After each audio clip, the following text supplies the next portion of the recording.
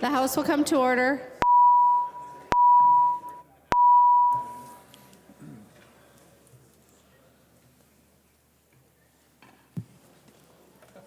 Motions and resolutions.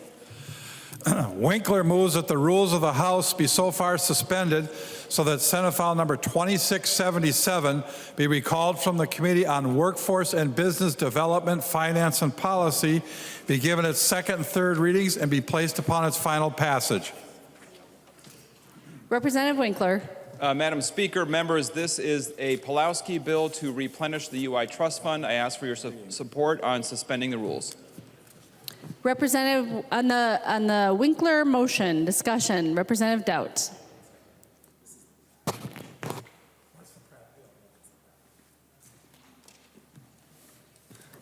Thank you, Madam Speaker. Members, this is the Pratt language, the Senate language that passed the Senate, I think, 2 months ago, 71 days ago. This is the bill that would fully replenish the Unemployment Trust Fund. This is we've been urging Democrats to bring this bill up on the House floor here. This is our opportunity to pass this language off the House floor.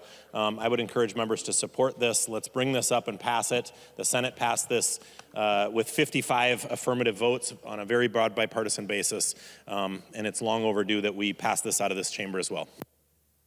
On the Winkler motion to suspend the rules so that Senate File 2677 would be before the body, all those in favor of the motion, please say aye. Aye. Those opposed, please say no.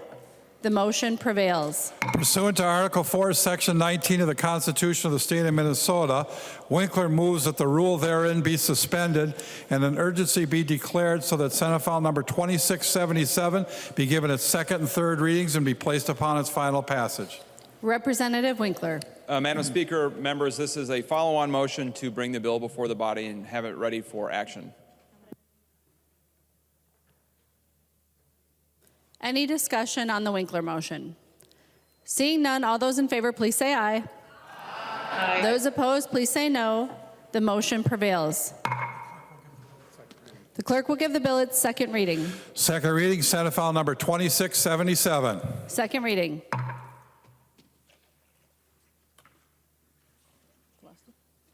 To explain the bill, the House author, Representative Pawlowski. Madam Speaker and members, House File or Senate File 2677 is the bill that would replenish the Unemployment Insurance Trust Fund. If you look at Subdivision 1, it takes $2.3 billion from the State Fiscal Recovery Federal Fund, $408 million from the General Fund. To replenish it, it would bring the balance to approximately $1.3 billion, which is where it should be. It would also mean that there would not be a pay increase on UI taxes in 2022 and 2023. I ask the members for their support. There is an amendment at the desk. The clerk will report the amendment. Noor moves to amend Senate File number 2677, the second engrossment. The amendment is coded A3. The member from Hennepin, Representative Noor. Thank you, Madam Speaker and members. As we pick this important bill, we just wanted to make sure that the numbers add up based on the state fiscal recovery. So what we're doing here is we are making sure that the amount that is available, the entire amount for the state fiscal recovery fund will be spent on the UI as we speak today. So that fixes the numbers and also changes the amount that we're going to be spending from the general revenue or fund. Madam Speaker and members, this bill also includes credit or a refund for any employer who has paid more than the amount that is due based on the changes. We know that unfortunately some employers have already paid to make sure that they get a refund if they paid the full amount or a credit for the next quarter as stated in this amendment. Members, I think there's some noise, Madam Speaker. Members, Representative Noor. Within the amendment, we're making sure that any employer who paid more than the state base tax rate for the UI, which will have been 0.5 will now go back to 0.1. Hence, if there's a credit or refund, the employer will be refunded. At the same time, for the additional assessment, which will have been 14%, any employer who paid that 14% will pay 0. And also there's another special assessment, which is 1.8%. We're setting that to be 0. So any employer who paid that amount will be refunded or given a credit. Members, we're also avoiding the future tax credit reduction, which is on top of the addition. By doing this bill today, we are taking care of employers so that they can receive their credit, so that they can pay the accurate amount before the end of the month. As you all know, many employers are withholding the payment to the UI Trust Fund. We anticipate there'll be close to or up to $400 million. Employers who are waiting for us to take action, we are taking the action today and sending a message that we will take care of employers. At the same time, some of the other provisions we'll be discussing today. Thank you, Madam Speaker. Discussion on the NOR A3 amendment.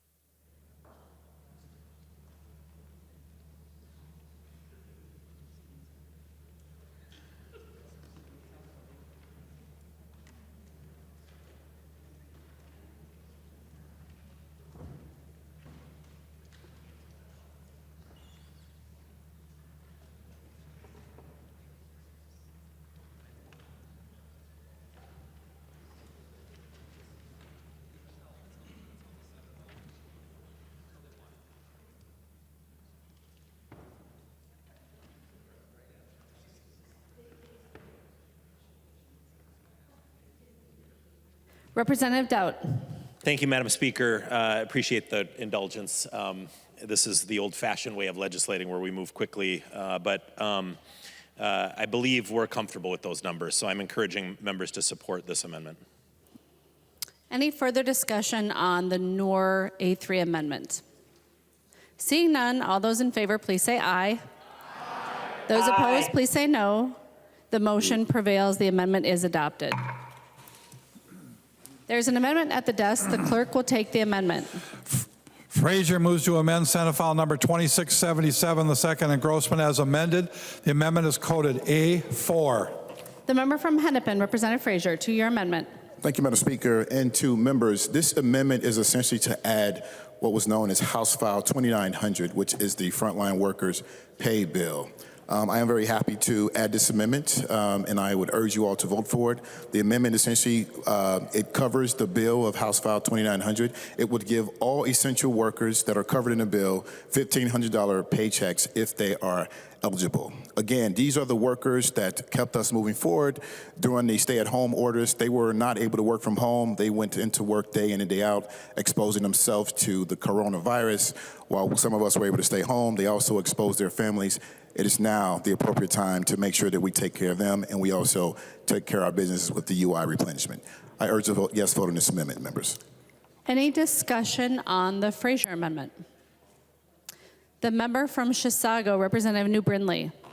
Thank you, Madam Speaker. And you know, we did actually pass this bill. Our Democrat colleagues passed this bill off the floor quite a while ago, and there really were a litany of problems with this amendment, not necessarily with the frontline worker payments, but with the structure of this bill, there are a litany of problems. There are a number of things that are exempted. There is a 3-week work requirement out of 67. It just does not make sense. And frankly, we should be passing out a clean bill. We should pass out a clean $2.7 billion UI bill that has broad agreement, and we should not be tacking on items that simply don't.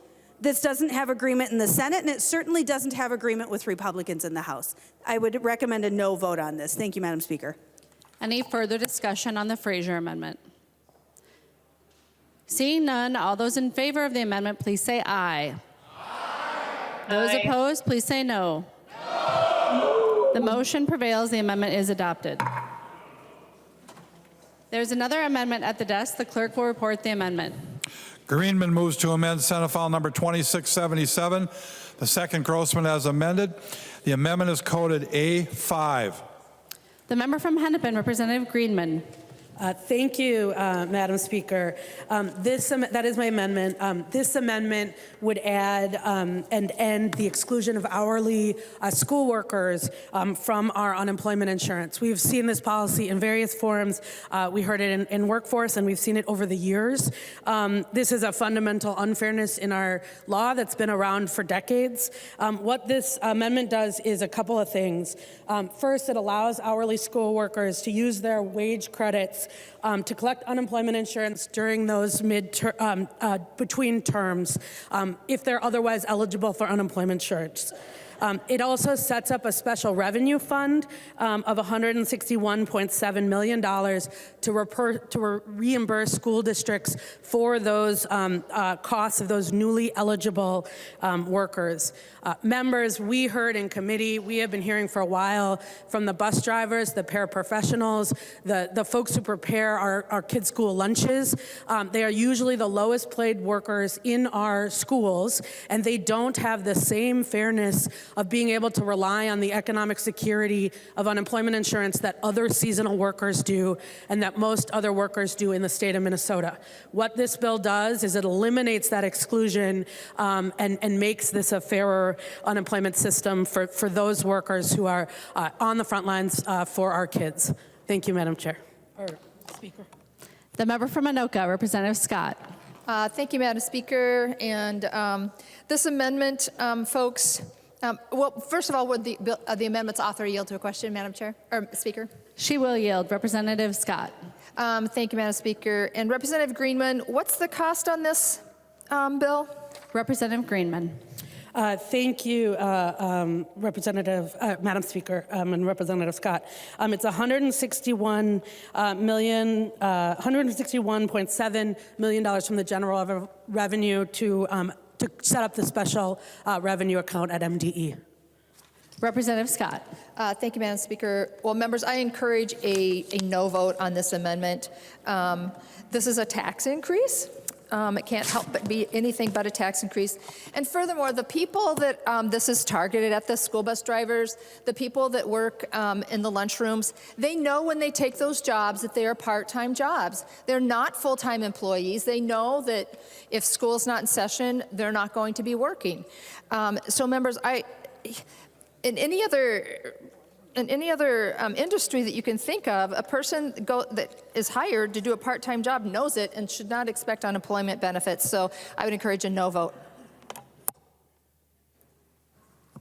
The member from Chisago, Representative New Brindley. Thank you, Madam Speaker. And first of all, I'd like to request a roll call. Representative New Brindley requests a roll call. Seeing 15 hands, there will be a roll call. Representative New Brindley. Thank you, Madam Speaker. Thank you, Representative Scott. As Representative Scott just indicated, you know, initially there was a fiscal note on this bill for over $300 million. That was revised slightly, and the number came down. And I believe the number in the bill now is about $161 million. The problem with this is the enabling language, and this is going to create, as soon as this money runs out, as soon as the money runs out in the school reimbursement account, this is one-time funding. This money that is being appropriated is not in the base. It's not going to be paid for ongoing. And so as soon as the money runs out of that school reimbursement account, school districts are allowed to levy to pay this without bringing that levy to the voter. They can automatically levy for this without bringing that to the voters, to the taxpayers. Members, this is absolutely going to be a tax increase on every Minnesotan, because once we prime the pump with this, every school district's going to do it. And as soon as this account runs out, every school district is going to levy for it without taking that to the voter. This is a backdoor tax increase. I absolutely encourage you to vote no on this. Thank you, Madam Speaker. The member from Hennepin, Representative Davnie. Thank you, Madam Speaker. You know, we're often reminded that our budgets are a moral document. And I want to start with my values on this question. And it starts with the idea that all work has dignity and all work is worthy of our respect. The Greenman Amendment makes those values real for Minnesota's lowest paid school workers. The folks who wipe the snotty noses, the folks who help toilet the kids who need it, the folks who worked with me to learn how to read in second grade because I wasn't very good at it then, the folks who put the food on the plate and clean up afterwards, the folks who drive your kids to and from school, the folks without whom the schools would not work.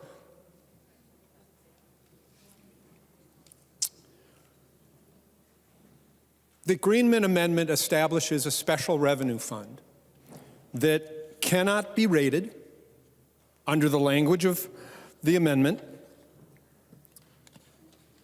that is there exclusively for the purpose of reimbursing employers.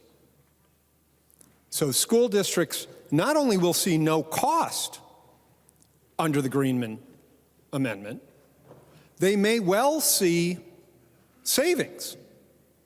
As I talk to superintendents and other school leaders across the state these days, it's special education costs, it's workforce, it's student mental health, it's staff mental health that they talk to me about. And this provision helps save school districts money. Because we know in the public sector and the private sector, hiring people costs money, training people costs money. And under the Greenman Amendment, we not only respect and respond to the value of the work that these individuals do each and every day, by providing for economic stability for them and their families, we help bring them back again in the fall. No cost to hiring, no cost to training, because they're back in the schools working with the same kids. So members, I urge a green vote on the Greenman Amendment. And if you're actually concerned about costs for our school districts these days, I'll ask for your green vote on the K-12 education bill, House File 4300, on Wednesday right now. Thank you, Madam Speaker. The member from Dakota, Representative Koznick. Thank you, Madam Speaker, and I'm wondering if the author of the amendment would stand for a question. She will. Representative Koznick. Thank you, Madam Speaker. Representative Greenman, we're kind of flying a little quick here on this bill. Can you, I've flipped through it, it's not a super long amendment, but maybe for the benefit of other members and myself, can you show us and let me know where the line or the page is that discusses accountability for student achievement on here? I presume by offering this amendment that there would be some, that this $160-some million would ensure that we'd have some educational attainment achieved by the students in this bill. And so I'm looking, can you show me where there's, point to me where there's educational attainment in this bill? Representative Greenman. Thank you, Madam Speaker, and thank you, Representative Koznick, for understanding that what we pay and how we take care of our frontline hourly school workers impacts every part of our schools. What this is about is the folks who are driving our kids to school. We need to make sure that, I don't know if you've talked to the school districts in your district, there are not enough bus drivers. Parents are driving their kids to school. What it ensures is that there is more recruitment and retention, as we've heard from bus drivers. One of the main reasons that they stick around is because they don't have economic security during the summer months. For the paras, the folks who are supporting our kids, often we heard in education finance, kids with disabilities are providing one-on-one care and support. It ensures that they can go home every night and ensure that their often full-time work is they have the security to pay for their family needs. And in the summer, if they can't find that summer job, or if that summer job falls through, they have the same economic security as everyone else. And for those folks preparing our school lunches, it ensures that they have the security that they need to come back year after year and provide that nutritious food for our kids. Representative Koznick. Thank you, Mr. Speaker, and Representative Greenman. Thank you for the answer, but I didn't hear the answer to the question that I asked. There is no provision in this bill that spends, if you want to follow along, members, on page 7, line 7.5, $161.743 million is what we're spending out of the general fund, but there's no additional accountability to make sure that our students actually achieve stronger education. And in fact, it's kind of ironic with your answer. You're willing to spend $161.743 million for people that actually aren't working and working with our students. And that's where I have a problem for this. I think there might be better ways to address attracting some of these positions and to recruit more. But we hear it throughout every single sector of the economy that we're having a hard time finding workers, so whether it's in this particular important profession, whether it's in law enforcement, whether it's restaurant workers, in so many different professions. But I think we can do a better job of trying to find recruitment and retention methods for this, but by paying people to not work is not helping our students. If we're going to spend money in education, let's put it in the classroom. And furthermore, when we continue to spend more and more money in education and not having actual achievement, measurable attainment and accountability, and we continue to have one of the worst achievement gaps, I don't know how this particularly helps our minority students, our Latino students, our students of color, and I think we can do a better job than that. So members, just based on we can't pay people to not work and expect better educational outcomes for our students. We can do better, so I would urge a no vote. The member from Olmsted, Representative Quam. Thank you, Mr. Speaker, and I want the people at home to not be confused. Earlier was said, no cost to schools. Well, this would have the effect of about $325 million in budget that would have, we can't print it, we're not DC, so it comes from the taxpayers. And frankly, if we're going to invest several $100 million each budget to the schools, I'd want that to go in the classroom.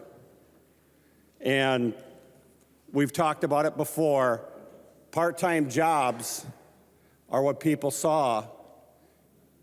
And frankly, let's just take this to a vote.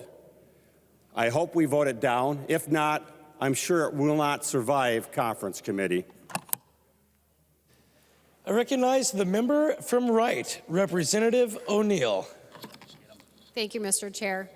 I'm wondering if the author of the amendment, will yield for a question. She will yield, Representative O'Neill. Thank you, Mr. Speaker. Representative Greenman, did this language go through the Unemployment Insurance Advisory Council? The member from Hennepin, Representative Greenman. Thank you, Mr. Chair and Representative O'Neill. This is old. This language has been around for now 2 biennium. And so I do not believe it did. This is also a change in statute. So what it does is it changes it removes an exclusion in the eligibility. So I believe, and I would have to that may be a better question for my colleague, Representative Sundin, about the process and whether this needs to go through the unemployment trust fund or the unemployment insurance commission. Representative O'Neill.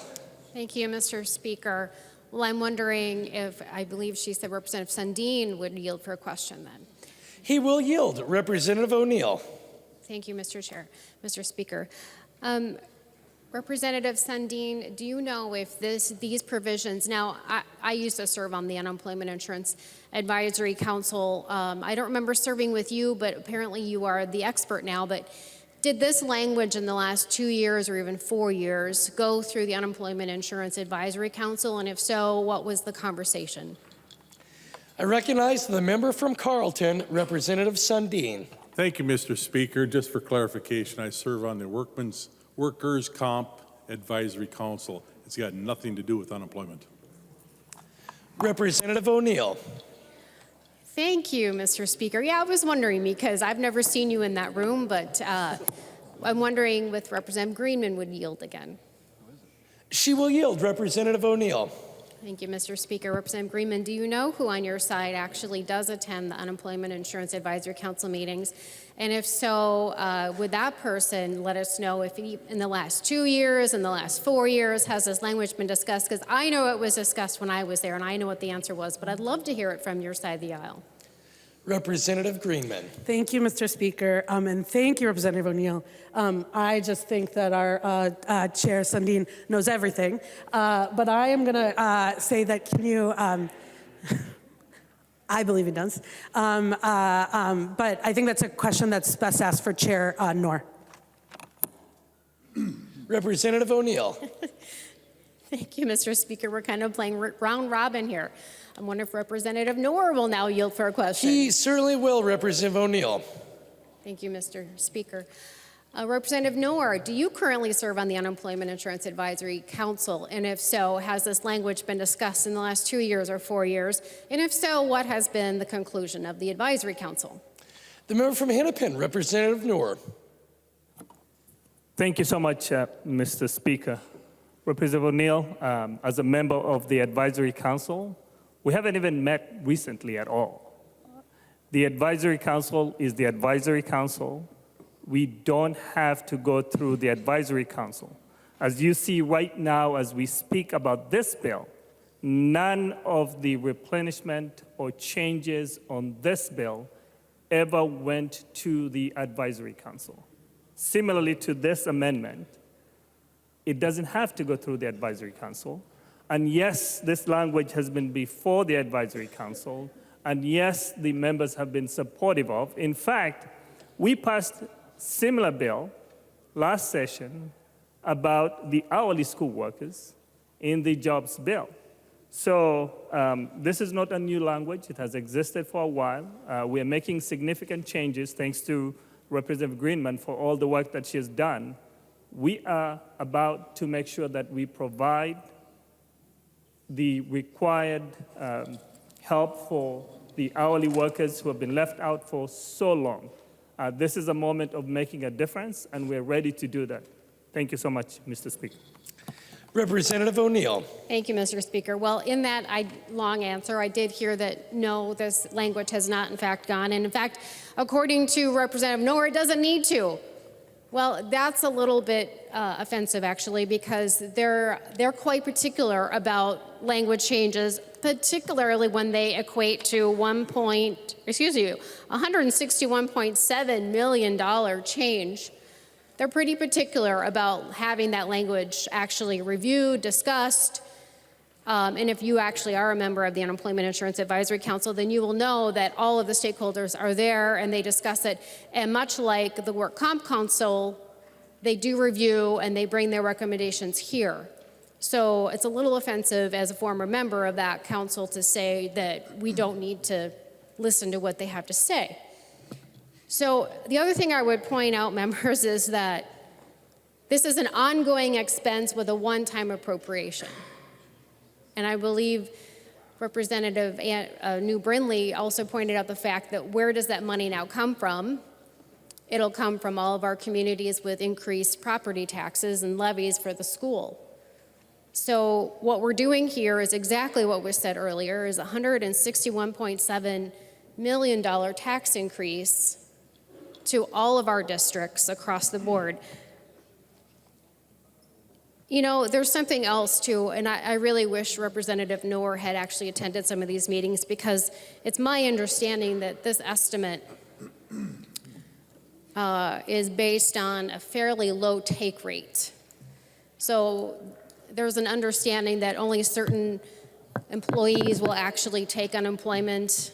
Many of them will go and find other jobs like they do now. And so there's something about quote unquote free money. We kind of saw it during the pandemic. You know, people were really happy to get their $1,400 per person check or their whatever it was throughout the whole pandemic. And I have a feeling, knowing human nature, that this appropriation is probably grossly underestimated. Now remember, once this one-time appropriation is gone, one-time appropriation for ongoing expenditure, it will be a tax on every single one of your communities. That's how it's going to be paid for. Just so we know what we're doing here. Because many of these workers already do other things during the summer. They do. And I got to tell you, in the years that I was on the Unemployment Insurance Advisory Council, this wasn't something that we would support moving forward. Now, I don't know what they currently are doing, because apparently they haven't reviewed this language and discussed it, but in my experience, I don't think that this would be supported by them. I would love to see a letter supported by them, but we don't have that in front of us today. So I just have to go with what I know from the years I was on it. And with that, members, I recommend a no vote on this bill, on this amendment. I recognize the member from Hennepin, Representative Noor. Thank you, Mr. Speaker. Members, the working condition of the hourly school workers is the learning condition for our kids. We're talking about the lowest paid workers in the school district. Some of them earn $24,000 for the whole school year. Imagine that. Can you imagine living only receiving that amount of money? And quite frankly, we're talking about women, particularly women of color, individuals who are not employed at the level we should be paying them. This is about equity. This is about making sure we take care of those who take care of our kids. And to be quite honest, you don't just apply for unemployment to receive unemployment. There are conditions set for you to receive unemployment. One of them is you have to find a suitable employment, meaning that you cannot reject or you cannot be sitting at home just to receive unemployment benefits. Members, at this time, you have seen the rate of unemployment in the state of Minnesota, the lowest ever in more than 52 years. I don't anticipate there'll be a high uptick when we pass this bill. This is ensuring that if we can take care of other industries who are seasonal, we can take care of the hourly school workers because we consider them seasonal.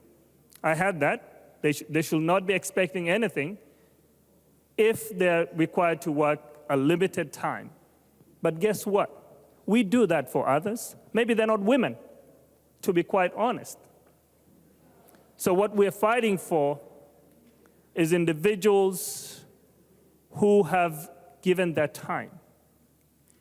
I have received calls when the school bus drivers did not show up because we don't have drivers in our school system.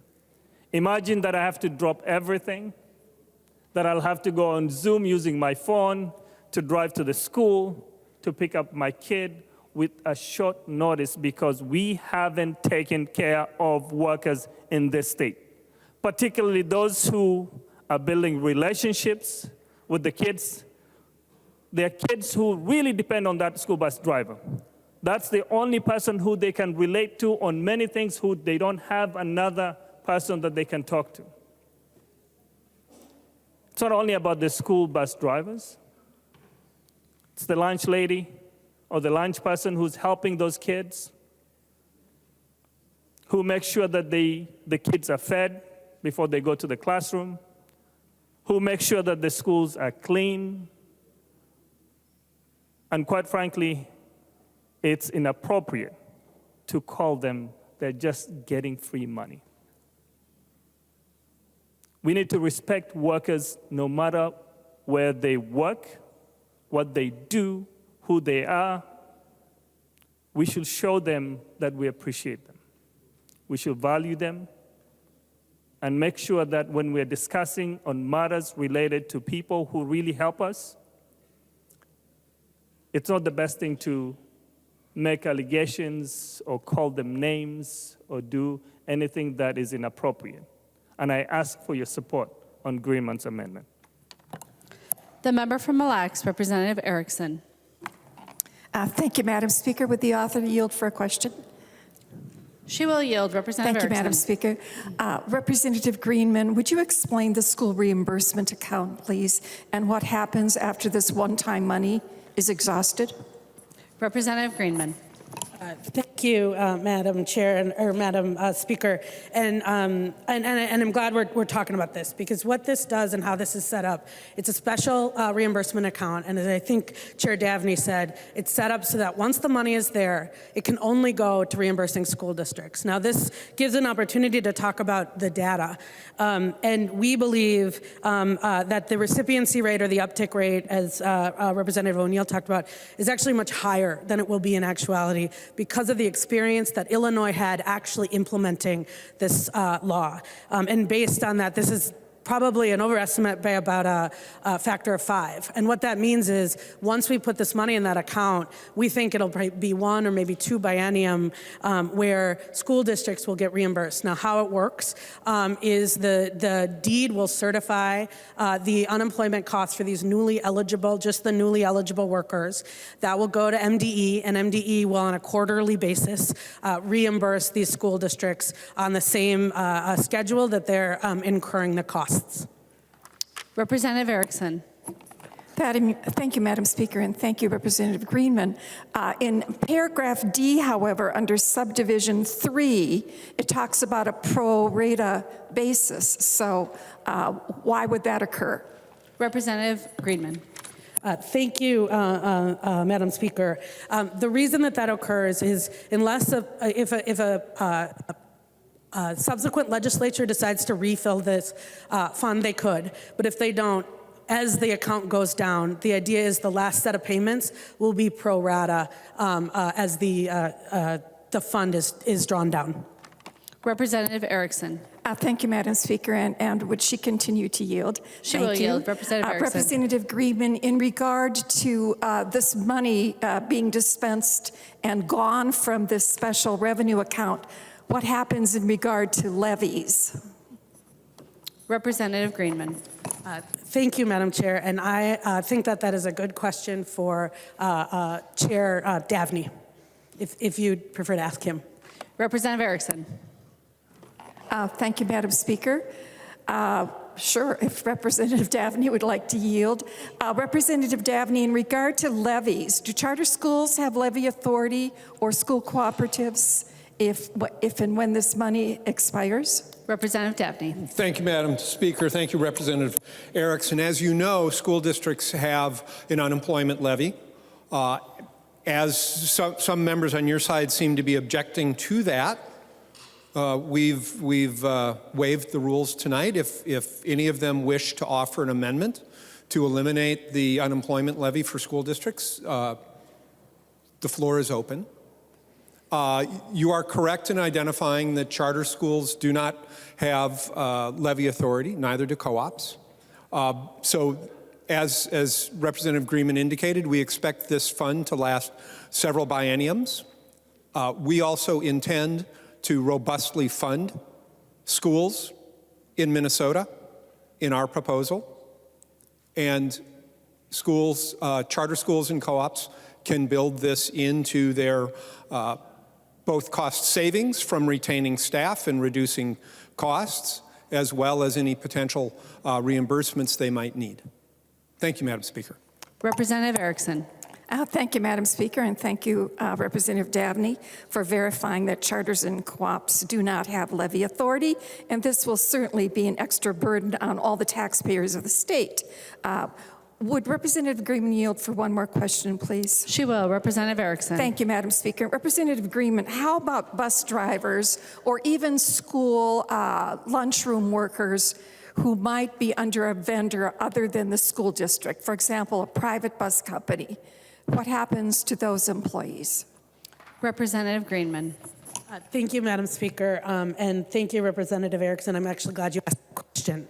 Currently, our law actually has this unfairness. If you are a food service worker who works for a private company, currently you can use your wage credits for unemployment insurance. If you are the same food service worker doing the same job who happens to work for the school district, you can't. And so what this would mean now is that all of those food service workers, all of those bus drivers, whether they work for a private company or a vendor or the school district, both of those, all of those types of workers would be able to have that fundamental fairness of unemployment insurance. Thank you for asking. Representative Erickson. Thank you, Madam Speaker. And would she yield for one last question, please? She will. Representative Thank you. Erickson. Representative Greenman, where does it say that in this amendment, that all would be eligible for this if they qualify? Representative Greenman. Thank you, Madam Speaker. The way that this changes the law, the repealer repeals at the very end 7.12. That repeals that narrow elimination of the exclusion for just private vendors for food service workers.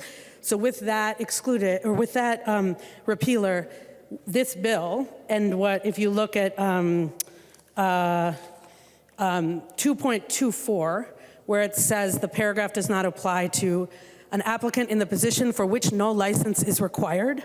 That would mean that every school worker where no license is required, like bus drivers, like food service workers, like paras, they would all be eligible to use their wage credits to apply for unemployment insurance during those summer months. Representative Erickson. Thank you, Madam Speaker, and thank you, Representative Greenman, for answering my questions. I think that we have to remember, though, members, that this is going to be a burden on our taxpayers because we don't have money coming out of heaven. We rely on tax revenue to fund our schools, and it's not going to be an unending amount that's coming into the state. So at some point, this is going to run out if it becomes law, and we are going to be asking the taxpayers to take on this bill and the bill for the unemployment, for example.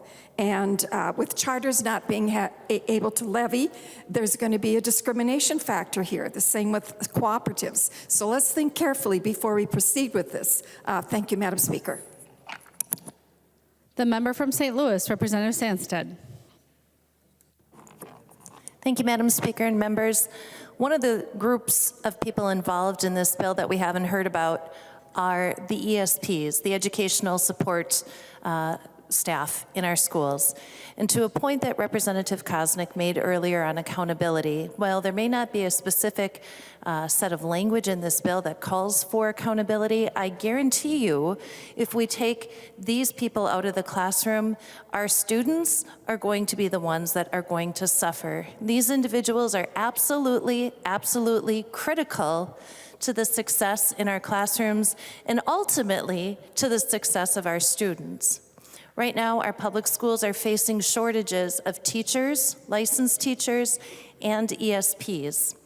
We have the responsibility of shoring up workforce shortages where we can, and I think this bill is the answer that we have for the time being.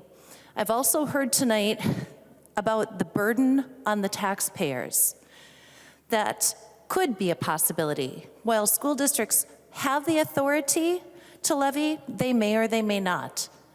But should they decide to do that once this fund runs out, and only after the fund runs out, it isn't because they're just greedy and they're going to go tax people. You can call it a tax, but I'm going to call it an investment in our students, because that's what it is. It is investing in our students to make sure that they have the people in front of them that they need to be successful in a classroom. That could be a teacher, that could be a para, that could be any other worker that a school district levies for. But it's going to the education of our students. And we've heard about school bus drivers, we've heard about the cafeteria workers. The people, the ESPs that are in the classroom are tired, they are worn, they are exhausted, and they're paid oftentimes minimum wage. They're doing a full-time job in 9 months, and we're paying them not much more than minimum wage.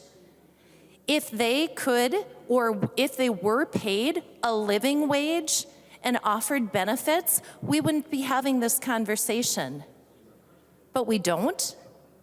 And they are critical to the success of our schools. They are critical to the success of our students. And we need to do what we can right now to support our students. And ultimately, that is what this bill will accomplish.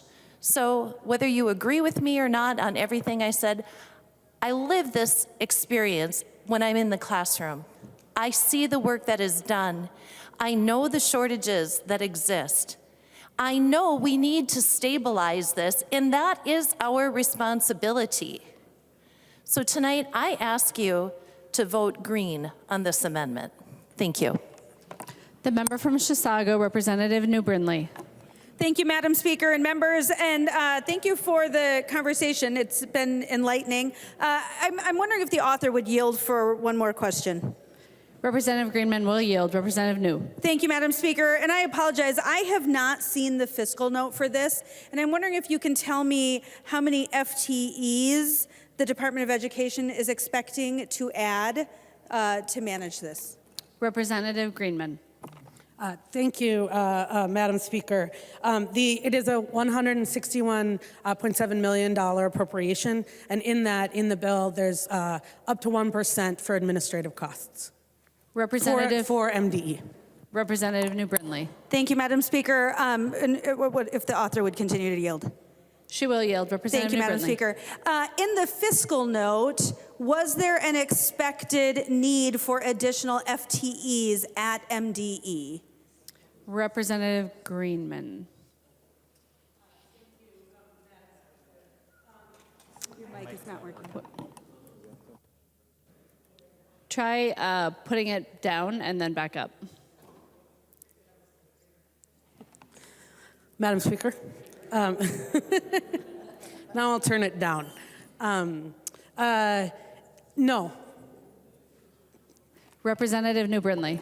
Thank you, Madam Speaker, and I appreciate that information. So we're not expecting any additional FTEs, zero. We're going to hire 0 people to administer these funds.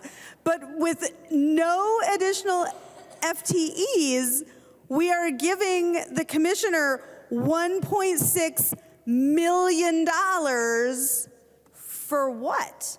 It is literally in statute. This is the definition. This is the commissioner's job in statute. The commissioner shall supervise distribution of school aid and grants in accordance with the law. It's literally her job. It is literally her job, and we are giving her an additional $1.6 million to do that. I'm sorry. It's not 1.6 million to administer. 1.6 million to administer. It's literally her job as defined in statute. This is bonkers. That's what this is. This is nuts. I also heard things like, well, we think this will cover maybe 5 times as much. Well, that's not what Deed thinks. That's not what the people who are going to administer this, that's not what they think. So frankly, what we think really is irrelevant. That's not what has been told to us by the people who actually do this for a living, which is certainly problematic. We heard that the school districts will see no cost. Well, of course not. Of course they won't, because they'll pass it on to the taxpayer, as we've also heard. We also heard that other seasonal industries do this. They pay their employees. Here's the difference, though. Other seasonal industries, first of all, are tax-paying members of the Unemployment Trust Fund. They pay into that so that their employees receive that benefit. But more importantly, those seasonal industries, they don't have the privilege, they don't have the ability to just demand that money from the taxpayer. They don't get to do that. That's coming out of their pockets so that their employees have that benefit. That's not the case here. I would also say, you know, there's been talk about the workforce shortage. I mean, first of all, only Democrats would say that we're gonna save money by spending money. Like, only Democrats would say that. That's like saying, look at all the money I saved by buying this $400 coat. It was supposed to be $500, but I saved $100. Well, no, you didn't. You spent $400. That's actually how that works. Like, only Democrats would say they're saving money by spending money. But in addition to that, you know, we've talked about the workforce shortage, and we've seen what happens when we extend unemployment benefits, when we increase and give bonuses in unemployment benefits. It completely exacerbates the workforce shortage. We heard from our Democrat friends about the extensive workforce shortage, and now we're going to exacerbate that with additional unemployment benefits. I guarantee there are a ton of jobs available. Frankly, my kid who is a freshman in college is getting paid $20 an hour to be a bank teller. He has no experience. He's got nothing. He's a great kid. He's an awesome kid. And he's a wonderful employee. But he's making $20 an hour. Like, what are we doing pretending that there's no option, that there's no opportunity here? Like, this is nuts. This entire bill is nuts. The other thing we heard is that, well, we could think of this as a tax, but we should really think of this as an investment. Well, that's fine, but there are two sides to the ledger. This might be an investment, but it has to be paid for, and it's paid for through taxes. And as soon as this money runs out that the state is giving, and frankly, again, Deed thinks that will be much sooner than our Democrat friends think, as soon as that money runs out, it's going to the taxpayer. There's two sides of the ledger. Taxes still have to pay for it. And those taxes will be happening in our communities through property taxes, by the way, which are already, I guarantee, I assume that every member in this chamber hears about property taxes from their constituents. Property taxes are out of control. Property taxes are out of control, and this is absolutely going to increase property taxes. That's what this bill does. And Deed believes that that will happen in about a year. That's what we're told by the people who administer this. This is not a good amendment. Members, vote no.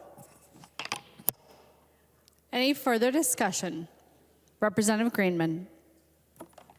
Thank you, Madam Speaker. And what I think is bonkers is that we have a $9 billion surplus and are not willing, or the arguments that I've heard about not willing to spend $161 million to ensure that the tens of thousands of hourly school workers, the bus drivers, the paraprofessionals, the school nutrition staff, that they can't have the same economic security that most Minnesota workers do. We need to listen to workers. And I wish they were here, but in some cases, to hear their work disregarded as part-time work, as We're paying people not to work. When you heard these folks in committee, and for the folks who were in this committee and you were listening, you heard them say they were working 2, 3 jobs during the school year and in the summer. And if that job didn't come through, the reason that this bill we've heard for years, way before this the current worker shortage, is because schools have had a hard time retaining these jobs forever. Because they are split shifts, because folks have to find another job, and because they don't have the same economic security that probably many folks have relied on. We just went through 2 years where unemployment insurance was a lifeline. And what we are saying is that these hourly school workers, they don't deserve that lifeline. They don't deserve to know that if they're eligible for unemployment insurance, they can use those wage credits that they have earned, to get unemployment insurance for those 1, 2, 3 weeks while they look for that other job. That this bill eliminates that unfairness. It eliminates an unfairness that has been there for a long time. And this year, after we have spent the last 2 years where we have seen the folks work really hard to ensure that folks have unemployment insurance, and that has been that lifeline, this is the year that we have to say to those bus drivers, to those paraprofessionals, to those food service workers, that not only do you deserve it, you deserve the same treatment as every other worker in Minnesota. So I just will leave this with, we had one school bus driver who was here, and Representative Sundin carried this bill. That's why I was thinking of him before I got here. But she has testified probably in every committee, a bus driver from Rosemont. And what she has said is, I love my job as a bus driver, but I can't keep doing this. I want to keep my job, but I can't put my family through this. And the reason that folks are leaving to go to Target, to go to Starbucks, is because we're not fully funding our schools, and our school districts aren't able to pay people the $24 starting that Target has. So this is a simple way that we can say to those workers that you deserve the same simple fairness as every other worker, that when you can't find a job, when you're eligible for unemployment insurance, you can use those wage credits. Members, I would urge you, for Teresa Jakubowski and the 60,000 other workers who currently don't have access to this, vote green for them. Thank you. Seeing no further discussion, the clerk will take the roll on the amendment.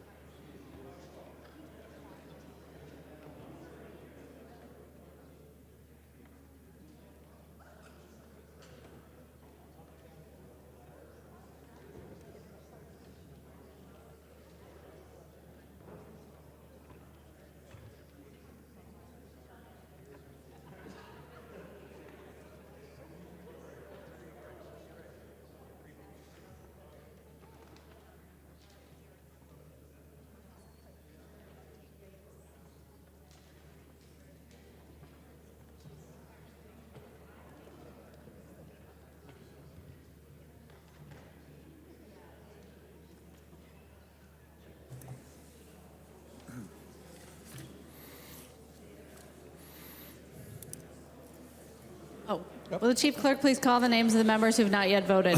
Davids. Davids votes no. Davids, no. Hanson J. Hanson J. Aye. Hanson J. I. Hausman. Hausman aye. Hausman I. McDonald. McDonald. McDonald no. McDonald, no. Mortensen. Mortensen no. Mortensen, no. Sandell. Sandell aye. Sandell, I. Thompson. Thompson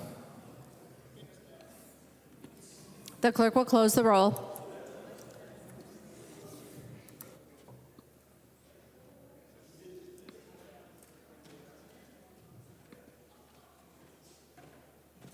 There being 69 ayes and 63 nays, the motion prevails. The amendment is adopted. There are no further amendments at the desk. The clerk will give the bill its third reading. Third reading, Senate File Number 2677, as amended. Third reading as amended. Discussion to the bill as amended.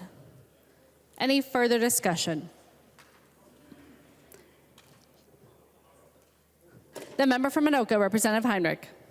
Thank you, Madam Speaker. So at the company I work for, we have actually somebody who drives a school bus is one of the employees that works at the company.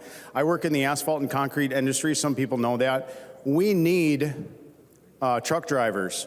We've been experiencing a shortage. And so in the summer months when we do our work, a lot of people that have CDL driver's licenses come over to our company for the summer months, those that are working during the school year. So I just wanted to put it out there for those of you listening at home or for members on the other side that have people that they know that are looking for work in the summer and want to be productive and make really, really good money. Talk to me about that. I'd love to help you out. Thank you, Madam Speaker. Further discussion to the bill.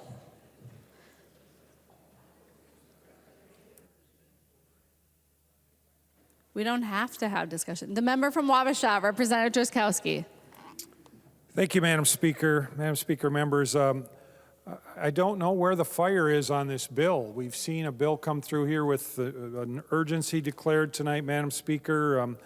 $1 billion amendment went on the bill without hardly any discussion, with a voice vote.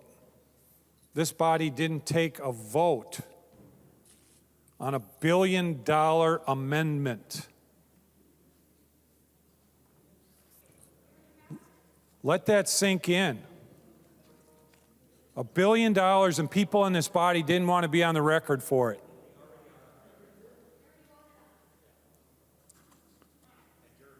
Madam Speaker, I think I have the floor, Madam Speaker. Do I have the floor? Members, it's gotten a little bit loose in here. It's not a high school auditorium. This is the Minnesota House of Representatives. Please take your conversations off of the House floor into the alcoves. It's not appropriate for members to speak when other members are speaking. This room is designed for your voice to travel, and it does. Representative Drazkowski. I think we have the same perpetrators each time, Madam Speaker. It's getting rather frustrating for many members. Thank you, Madam Speaker. We have before us a bill that contains an amendment, as I outlined, members, that didn't even receive a roll call vote. $1 billion that we put on this bill. $1 billion.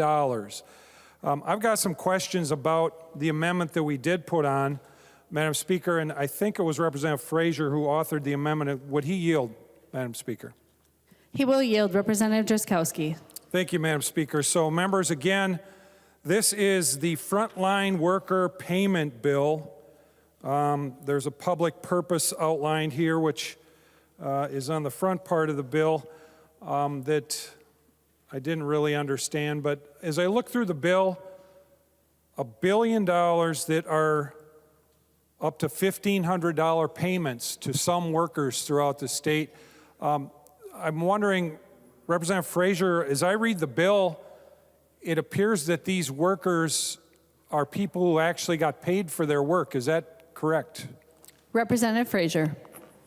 Thank you, Madam Speaker. Representative Drazkowski, these are, in fact, individuals that worked during the stay-at-home order. Representative Drazkowski. Thank you, Madam Speaker. So I'm struggling, members, to find out this is $1 billion of taxpayer money. What are we getting in return for that? If Representative Frazier would continue to yield. He will yield. Representative Frazier. Was that the question? Representative Drazkowski, they paid it forward. We are paying them for the sacrifices they made during the time that they worked during the stay-at-home order, for sacrificing themselves to potentially contract the virus. Many of them did. Some of them died, and also exposing their families to the coronavirus. Representative Drazkowski. Well, thank you, Madam Speaker. Thank you, Representative Frazier. Well, members, we have before us a bill that contains this $1 billion of spending, up to $1,500 payments targeted to specific groups of people who worked and got paid for their work. I'm just trying to figure out, what do the taxpayers of Minnesota get in return for this $1 billion? And the only thing I can figure out, Madam Speaker, is this appears to me to be, the return seems to be votes. It seems like we're buying votes from people with this amendment for $1 billion. These people were already paid for their work. You have taxpayers throughout Minnesota that are paying billions and billions of dollars in taxes. We know there's $9.2 billion of overcollection expected here between now and June 30th of next year. This includes these people who are working that are in the bill, Representative Frazier, plus a whole bunch others that are not being paid the $1,500 for what? To buy their votes? They were paid for their work, members. Representative Speaker. Liebling, for what purpose do you rise? Point of order, Madam Speaker. Please state your point of order. Madam Speaker, under Mason's Chapter 124, motives, arraigning motives, and we've heard serial violations of this, Madam Speaker. Members, as is the custom of the House, I will not rule on the point of order, but I would remind members that it is not appropriate to arraign the motives of another member. Representative Drazkowski. Thank you, Madam Speaker. Well, Madam Speaker, Representative Liebling, I don't think I talked about any member in my discussion about what the return for this $1 billion appears to be. Members, Madam Speaker, I'm not seeing, we're just sending this $1 billion out to people to feel good about sending them $1 billion. Is that what we're doing? What are we doing here? What are the taxpayers of Minnesota getting in return for this $1 billion that's in the bill? Representative Plowski, you had a good bill until it was polluted with these other pieces, these other two amendments. And now we've got $1 billion that no one seems to be able to tell us what we're paying for. And when I bring up the idea that it might be for something that is not what Minnesotans want us to be paying for, I get members from the other side of the aisle who call point of order. We are here in our fiduciary responsibility for the people of Minnesota, and that is all taxpayers, members of the state of Minnesota, including the ones that were selected by the authors of this amendment to receive this special treatment for a yet-to-be-determined purpose, return, or whatever it may be, for the money that's in this bill, $1 billion, and no one knows what the taxpayers of Minnesota are getting in return for that. It's a sad evening here for Minnesota, Madam Speaker. And I'll be voting no on the bill only because of this amendment and the one that was previously discussed. Thank you, Madam Speaker. The member from Isanti, Representative Daudt. Thank you, Madam Speaker, and thank you, members. I thought we could pull up this bill, the Senate file, and pass out something that the Senate did 71 days ago. I think that was the number that I heard, which is replenishing the unemployment trust fund. I think one of the things that people don't realize when we say we have a $10 billion surplus, or nearly $10 billion, is that we have this huge debt in the unemployment trust fund because we paid so many unemployment benefits out during the COVID shutdowns, during the time that Governor Walz had many of our businesses here in the state shut down. And, I remember standing on the floor here saying, we don't have a crisis where people need to be collecting unemployment right now, and I was urging the governor to opt out of the federal $600 kicker on top of our unemployment. But what we really had at the time was a workforce shortage. We needed people to go back to work, and we were paying them to stay out of the workforce. But I do remember at the time when this started, our governor made a promise to Minnesotans that those employers would be held harmless. And this bill, part of this bill, the basis of this bill, is the $2.7 billion that would replenish that trust fund that would make the governor's promise real. And if that doesn't happen, the governor will have broken his word, and the folks that prevent that from happening will be held responsible for that promise being broken. So today I hoped we could bring up the unemployment trust fund replenishment, that first we would use the federal dollars that are remaining, as many other states did, and then we would use some of that surplus money to pay that debt back. We are accruing $50,000 per day of interest. Think of that. On something we should have taken care of in the first week of session, probably. We're accruing $50,000 of interest per day. So today, while I had good intentions to bring this bill up and thought we could quickly pass something that just made sense and we should have done in the first week of session, I couldn't help but think of an old proverb, which I'm sure we've all heard of, which says the road to hell is paved with good intentions. And I couldn't think of anything more fitting than describing the legislative process.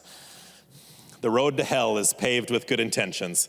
Because what Democrats did was pull up this bill that should have passed by itself and stand alone. It passed the Senate with 55 votes, which is broadly bipartisan. The governor has called on numerous occasions months ago for this bill to be passed clean, without amendments. But Democrats in this chamber have said they're not going to do that unless we can also do this. And I think in my time here in St. Paul, that's the number one most frustrating thing for people at home. They don't like well, I'll give you this if you give me that. What they want is for us to just come together as Minnesotans and do what's right for Minnesota. Do what's right by Minnesotans.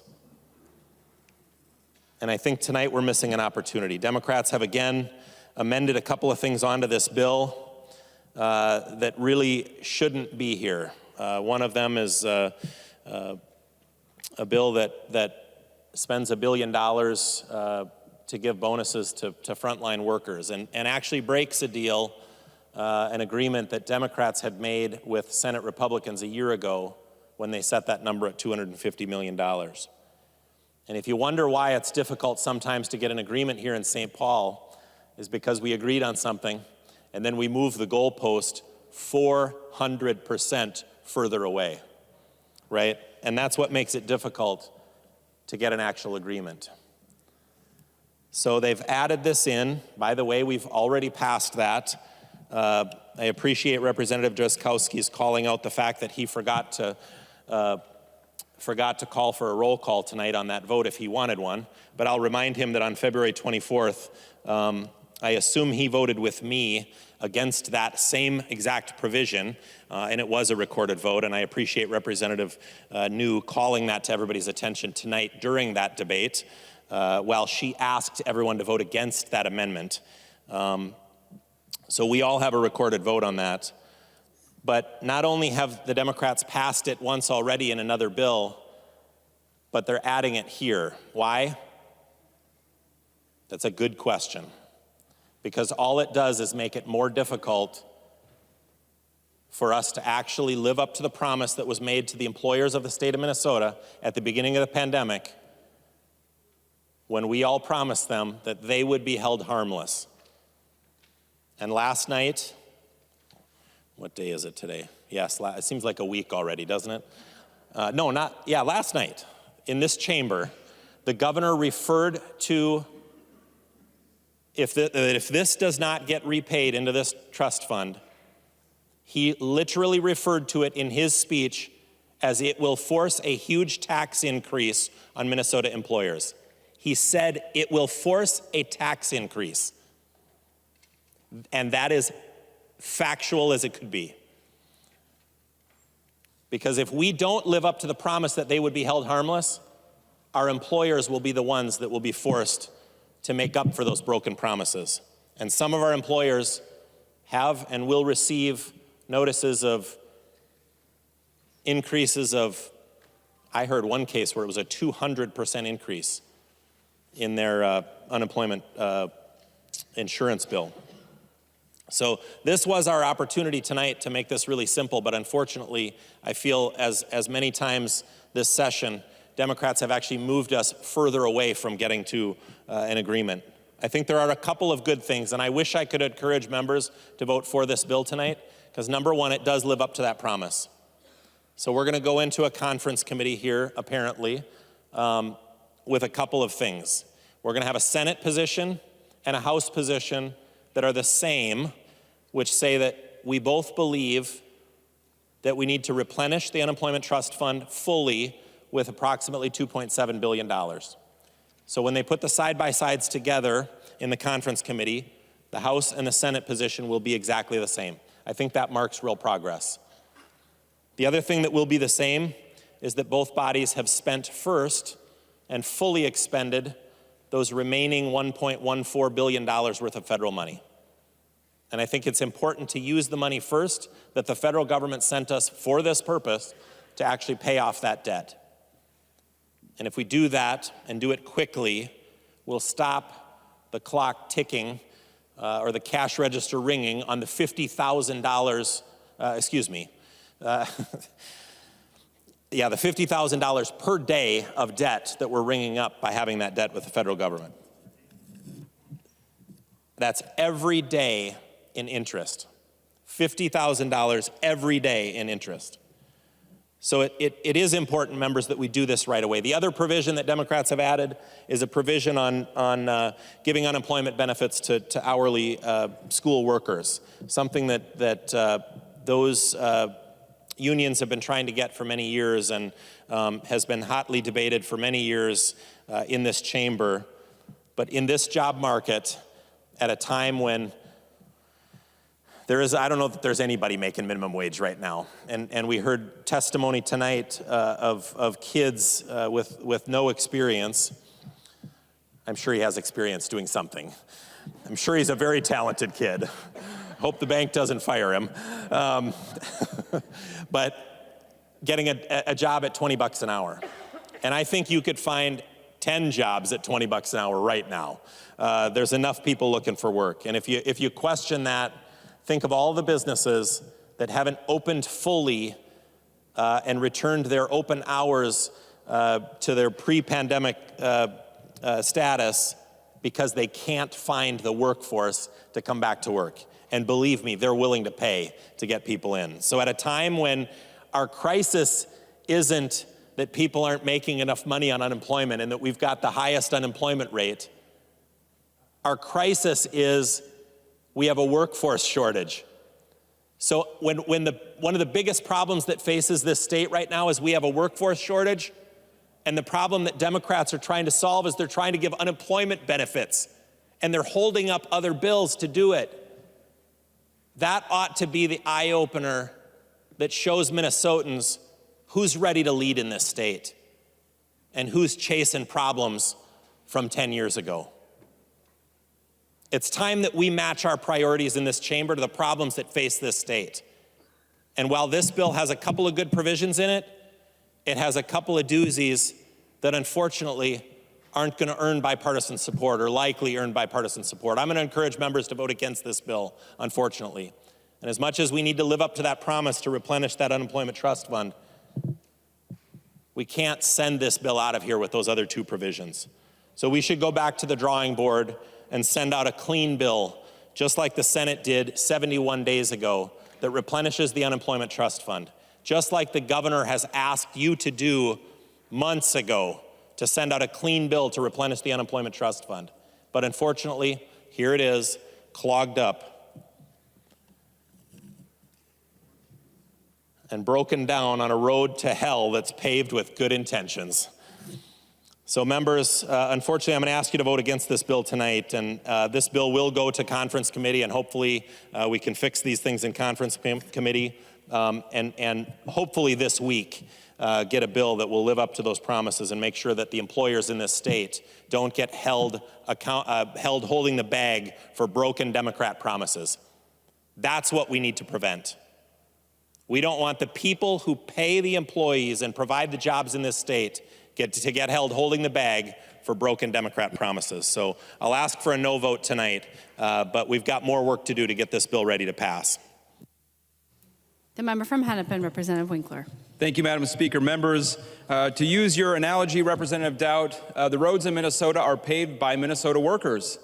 They're plowed by Minnesota workers. The Minnesota workers during the pandemic who had to go through snowstorms in order to serve at our hospitals to keep patients alive. The Minnesota workers who had to show up at schools and daycares in order to have kids have some place to go. The Minnesota workers who made sure that we had a grocery store to go to, who made sure that we had food to eat, meat packers working side by side with no protective gear while they and their family members got sick and died. Those are the workers who make Minnesota go. They are the road to prosperity. We have this ridiculous argument that somehow somebody making $20 an hour is making too much money. $40,000 a year is not very much money. That's 20 bucks an hour if you work full time. That's less than we make, members, and we are paid by the taxpayers. We have a $2.7 billion bill, much of that money going to companies who don't need it, who can't afford to pay it, and we are offering that as a compromise because we believe in supporting our workers. We believe in the workers at our schools who are taking care of our kids, who are making it possible for teachers to do their jobs, and for so many students to succeed at a time when so many students are coming to schools without adequate support, who have social and emotional challenges, students who are coming to schools needing much more than they ever needed in the past. The workers who are making their educations possible deserve our support, just like every other worker in Minnesota. This is the compromise bill. We have the money to support our workers, we have the money to support the businesses that need it, and we're giving you the cherry on top, the thing you like the most, a big old check from the taxpayers to the largest corporations in the state. That's what we're offering. I don't know why you can't say yes to that. It's your favorite thing. Please vote yes. The member from Winona, the author of the bill, Representative Pawlowski. Madam Speaker, members, I'm not going to repeat all of the arguments that were presented today, but I will say this.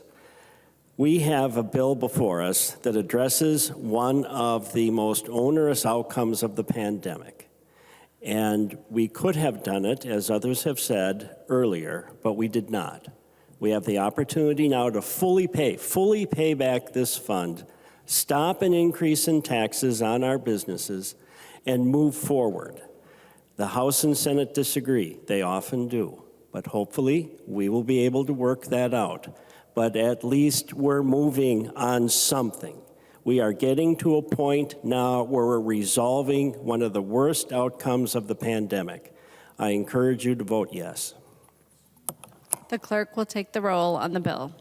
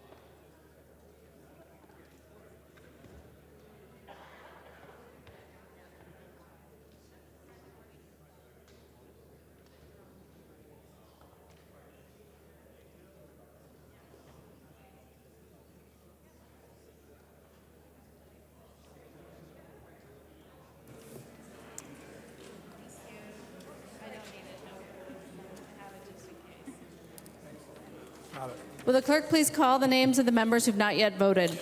Davids. Davids, no. Houseman. Houseman, aye.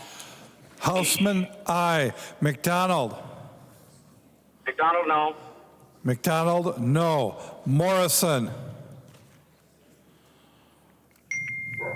Morrison, aye. Morrison, aye. Mortensen. Mortensen, no. Mortensen, no. Murphy. Murphy, yes. Murphy, aye. Sandell.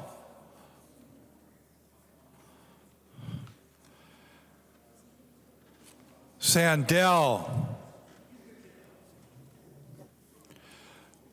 Thompson. Thompson, aye. Thompson, aye. Sandell. Sandell.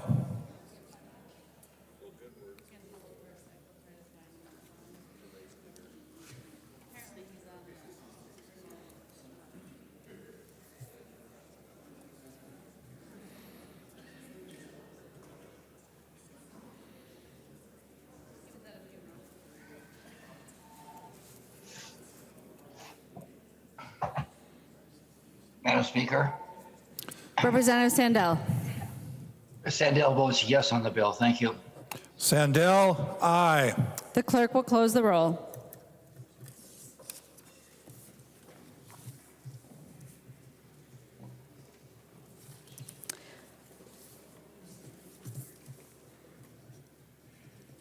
There being 70 ayes and 63 nays, the bill passes as amended and its title agreed to. The next bill on the calendar for the day is House File 4366. The clerk will report the bill. House File number 4366, and act number 2 on the calendar for the day, an act relating to state government, the second engrossment. The member from Carleton, Representative Sundin. Thank you, Madam Speaker and members. House File 4366 is the supplemental budget for agriculture, housing, and broadband. I will provide the highlights of the ag articles and then defer to Chair Hausman and Chair Eklund to address the remaining articles. Before I begin, I'd like to thank some people who contributed to this bill. Vice Chair Vang, Republican leads Representative Anderson and Miller, Representative Burkle, Eklund, Hansen R., Hansen J., Cleavorn, Lippert, and Lewick. They've all done a fine job. And Representative Nelson and Thompson as well. We've got committee staff that pitched in and did quite a job with us, but I'd like to mention that Nancy Conley has done an outstanding job, and without question, I believe she is the best committee administrator I've ever had to deal with. She's given her time and talent, heart and soul to make this bill a success. So, other staff members would be Colby Sullivan, Ken Savory, Bennett Smith, Mark Nisley, Margaret Martine, and some of the current and former staff that are around. So, countless others, including administration, members of the public, and advocates representing a broad range of interests as well. So, our state is fortunate to have such passionate ag leaders in the agencies we deal with. Commissioner Tom Peterson and RE leadership especially. I also want to recognize Dr. Beth Thompson, who has served Minnesota as the Executive Director of the Board of Animal Health and State Veterinarian for a number of years and has recently announced she'll be leaving. Dr. Thompson is recognized as a strong leader and resource in animal health. Especially now, during the HPAI outbreak, we will miss your leadership. Thank you, Dr. Thompson.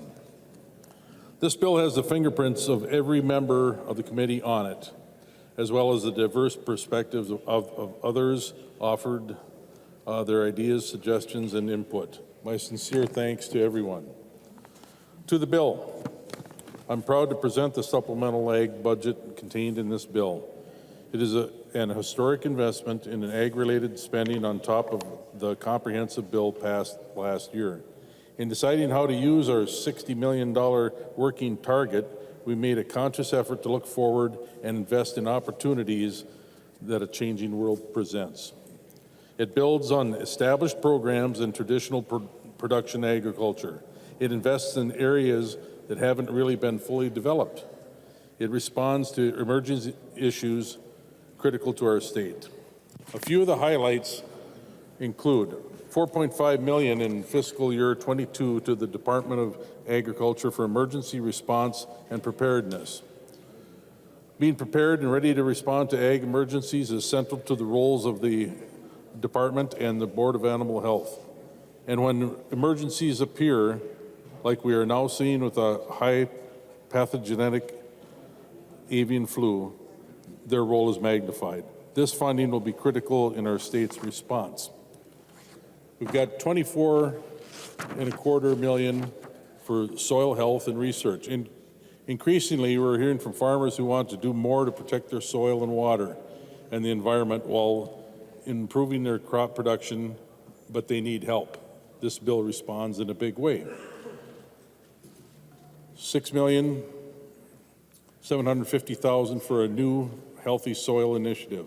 $6.5 million for Forever Green, including $1.5 million a year in the base. $9 million for Forever Green commercialization of cover crops. Okay. $5.2 million in fiscal year 23 for initiatives to help respond to livestock processing shortages, which impact farmers and consumers alike. And this includes $3 million for livestock processing grants to small and medium processors, $1 million for South St. Paul livestock grant, $500,000 for a pilot program for meat cutter butchery programs at high schools for career technical education, and $500,000 for continued support for meat cutter and butchery programs at Central Lakes and Ridgewater College. $100,000 for safety training program for meat cutters, $100,000 for USDA equivalent meat inspectors. Okay. 7.6 for investments in ag innovation, and that includes $1.5 million for the Ag Innovation Center, $3 million for RE lab facilities and labs which will expand capacity for research. $3 million biocentives grant increase for fiscal year 23 and $2 million year in tails. 100,000 statewide aquaculture plan. There's 6.4 to support new and emerging farmers who play an important role for agriculture. That includes $3 million for down payment assistance grants, $2.6 million for culturally specific technical assistance and services, $300,000 for farm business management grants, and $500,000 for Good Acre Leaf Program. There's $4.3 million in fiscal year 23 for food access and hunger relief. That includes $3 million for fiscal year 23 to Second Harvest for hunger relief efforts, and $500,000 targeted to Good Acre, and $1.3 million a year in tails. Doubled the farm to school program, $800,000, and increased funding for good food access program by $550,000 a year. That's the high level summary of the bill. I will now defer to Chair Hausman, and I will stand ready for questions. I recognize the member from Ramsey, Representative Hausman. Thank you, Mr. Speaker. Just a very broad overview, first of all, before I get into some of the specific goals. Article 1 contains appropriations from the general fund to the Minnesota Housing Finance Agency for specific programs. Article 2 modifies existing MHFA programs. Article 3 is technical and policy changes suggested by MHFA. And Article 4 contains provisions relating to landlord-tenant law. And so to the content of the bill. We knew that our investments have to be along the entire housing continuum. And so we established 4 broad goals. The first one, we have to build more homes that Minnesotans can afford. And the best tool that we have discovered since 2014 is housing infrastructure bonds. They're appropriation bonds. We did $80 million in 2014, sort of beginning of that. By the way, we are hoping that in the bonding bill, there will also be general obligation bonding for public housing. GO bonds can only be used for public housing. But housing infrastructure bonds allow us to partner with nonprofits, Lutheran Social Service, Catholic Charities, Common Bond, Beacon, Aon, and we leverage private dollars, probably $3 or $4 for every $1 of state money. Why 400 million of appropriation bonds? Because Minnesota Housing tells us that they say no to 3 of every 4 requests. I can tell you that as applicants come to me, they are frequently bewildered. They believe they had a great application. They believe they met the criteria, and yet they didn't get the funding because we, the state, weren't providing sufficient funding. We have underfunded housing for our whole history. This is really the first year that we're substantially turning that around. Second goal, we want to reduce costs for renters and we want to create more homeowners. So we need both rental assistance and down payment assistance. And you see those two both reflected in our bill. We know that if we can create more homeowners, that's where you build wealth. And I'll say a little more about that later. The third goal, to save the affordable homes we already have, we have to find and save naturally occurring affordable housing, the acronym for that is NOAH, because we're told that saving naturally occurring affordable housing is half the cost of building new. And so that's important to us. And goal 4, our goal is permanent housing for everyone, but there will be emergencies for which shelters are needed. We want it to be safe, and so other resources are needed for services that provide pathways to more stable housing. Members, that is just a very quick overview. Let me again highlight probably the 3 largest items in the bill. The $400 million for housing infrastructure bonds, which will allow us to generate an enormous amount of new housing, so badly needed. There's $100 million for finding and preserving the naturally occurring affordable housing. And then there is $50 million, which we haven't done before. This is for first generation homeowners. We know that if your parents and grandparents were likely homeowners, there is a greater likelihood that you are probably also able to get into the housing market. One of those is just the whole home ownership education around this, that generational issue. And so we have $50 million that goes just for targeting first generation homeowners, and that hopefully we'll talk a little more about later as well. Those are the broad goals and the high points. I would like, Mr. Speaker, if you would, to recognize my vice chair, Representative Howard, because he has put together, these are numbers, these are figures, but what do they do for us? What do they do for our state? And he's able to talk a little bit about the impacts of the funding in this bill. So if you, Mr. Speaker, would be willing to recognize Representative Howard. I recognize the member from Hennepin, Representative Howard. Thank you, Mr. Speaker, and I want to thank Chair Hausman and the members of the committee for this incredibly strong bill. What I would say, members, first is, to me, there's something perverse about having a $9 billion surplus while Minnesotans are sleeping in the streets, while 500,000 Minnesotans are struggling to afford their homes, while evictions are up 60% in just the last few months, while businesses are struggling to find workers because there just isn't housing in their community. And so this bill really does take a comprehensive yes and approach where we're investing in ways to everything from preventing homelessness to creating pathways to home ownership. Investments that are going to unlock public, nonprofit, and private investment from border to border. Things that we absolutely have to do if we want to wrestle with a housing crisis that isn't getting any better, it's getting worse. And so, as Chair Hausman mentioned, the most important thing for us to be debating tonight is the impact. And the impact of these investments will mean real, tangible benefits for tens of thousands of Minnesotans who are struggling to afford their home. Our housing infrastructure funds and challenge program investments will create 4,000 new homes that are affordable, serving 9,000 Minnesotans. Our direct rental assistance will help 20,000 renters stabilize and stay in their homes, investments that, again, both help renters and landlords. Chair Hausman mentioned our first-generation home buyer program. That will create over 1,600 first-generation home buyers in the state of Minnesota, something that I think that we can get behind. And our first ever investment in naturally occurring affordable housing will save the homes of 5,000 Minnesotans.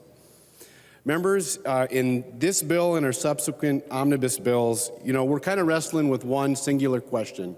What do we do with this $9 billion surplus? We could do nothing. After all, it's not a budget year. We've heard that from our House Republican colleagues throughout this process. We could give the majority of the benefit to the millionaires and the ultra-rich. That's what the Senate majority has proposed.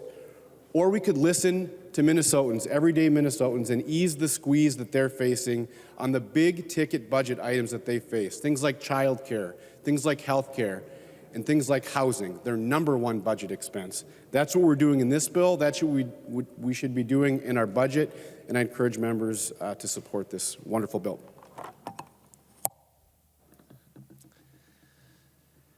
There are amendments at the desk. The clerk will report the amendment. Nash moves to amend House File Number 4366. The second engrossment. The amendment is coded A13. I recognize the author of the amendment, the member from Carver, Representative Nash. Thank you, Mr. Speaker. And before we dive into the A13, I would request a roll call. Representative Nash requests a roll call vote. Seeing 15 hands, there will be a roll call. Representative Nash. Thank you, Mr. Speaker. And the A13 tries to solve a problem that I have been talking about, and I wanted to stop and thank Chair Hausman and her Vice Chair, Representative Howard. We all do share a recognition that we have a housing problem here in the state. And as the chair of the Legislative Commission on Housing Affordability, along with Senator Dietzick, we are talking about those things. And I want to talk about those things. We should be talking about those things. But I want to talk about this bill, that it really doesn't address home ownership as succinctly as I would like to. But to the amendment, some cities, and I'm not going to say all cities, but many cities have an aesthetic requirement that drives up the cost of housing detrimentally. And if you'll remember in some of the conversations that we've had in months and years past, in a study that has been proven and brought forward by nonpartisan researchers, for every $1,000 you add to the price of a home in perhaps an aesthetic requirement, you are pricing 4,000 buyers out of the market. To that end, this bill would say that cities should not be able to require aesthetics, and I do want to talk about that very succinctly. This is talking about an aesthetic requirement from cities. Now, many of you have gotten calls from your mayors. Many of you have gotten calls from city council members saying that Representative Nash's horrible amendment is going to impact energy efficiency. That is not true. And I am going to tell you that is not true because the building codes drive that, not the aesthetic codes. The aesthetic codes that they are requiring say if you build a house in some developments, they are requiring that you have a stone exterior or a brick exterior, that you have a certain type of siding that may actually drive the cost of a home up, that you have a mandatory third-car garage, or you have certain types of things on the front of your home like a porch, or that you have multiple trees in the front of your house by ordinance, that they require you to have those things. Now, all of us have bought houses, or many of us have bought houses, and some have bought trees, and all of those things cost money. And you add those prices to the cost of a house, and you are effectively pricing many people out of the marketplace to be able to buy a home in an area that they would like to live in. So this amendment is quite simple. The amendment says that the buyer should be the one who makes that decision. And here is the example that I would like to use. So many of you have bought a home that you had built. When you are in the process of building that home, you get to say, well, I like this type of countertop material. I like this sort of faucet. I like this type of light fixture. We like these types of doors. We like this type of trim. Maybe you want tile. Maybe you want carpet. Maybe you want any number of different things that you get to decide what you want to put into that house. But if you step out onto the front yard or into the street, you'll see that in many of these cities, you are now required to have all those things that I just talked about, like the brick exterior or the stone exterior or trees or a front porch or a third car garage with a garage forward stance. Maybe you don't care about any of those things. Maybe you would like to avoid having to pay for cedar siding and you like vinyl because it is cheaper and very efficient. But many of the cities that we see across the metro and some across the outstate are saying the city council and the planners know better than you. Let me say that again. That city planners and city council people sometimes know better than you. Now, I'm a free market guy, and I'm sure that none of you were surprised or shocked by that, but the free market will define these things. If you want to live in, pick a city, and you move into that city, and you want to buy a house, and they say, well, we're going to require all of these exterior things, and the new cost of that is going to add on to the cost of the house by, say, I don't know, $30,000, $40,000. Now you add that into the cost of your mortgage, and you carry that out possibly 30 years. You're now paying for the things that you didn't want so that you can live in a house that you like, in an area that you like. And if you'll remember an article that the Star Tribune did, I don't know if Representative Elkins is here, maybe he's in from home, but there were some fairly stark things that were discovered during the study for that article. And what we're seeing in these types of ordinances and requirements effectively is modern day redlining.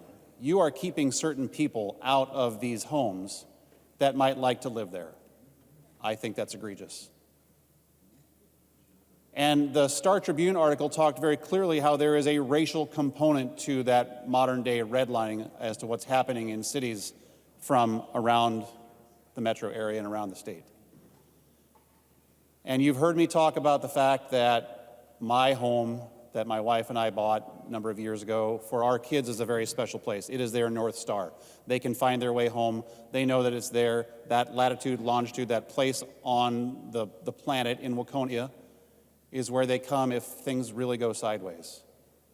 When I was mayor in Waconia, we did not do these things. We said the market will dictate what comes to these homes. If you want brick on the outside, have at it. If you want stone, more power to you. Because you're the one that is making that volitional choice to say, add that on to the cost of my home. I'm happy to write a check. But many would say, you know what, I really don't care. I don't feel like I need that. Excessive regulation is stifling the housing market.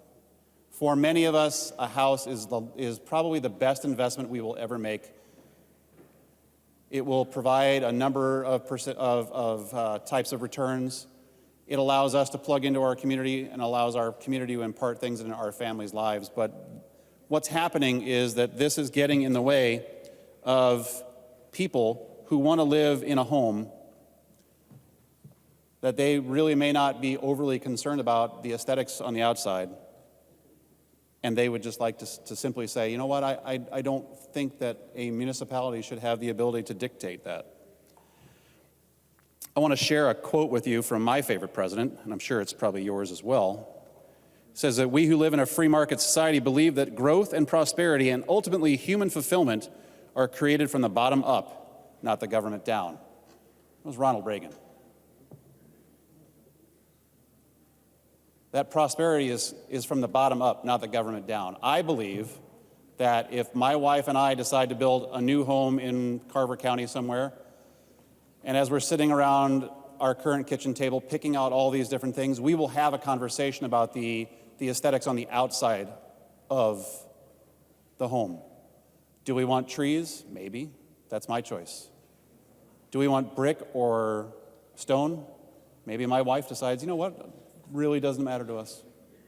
That's our choice.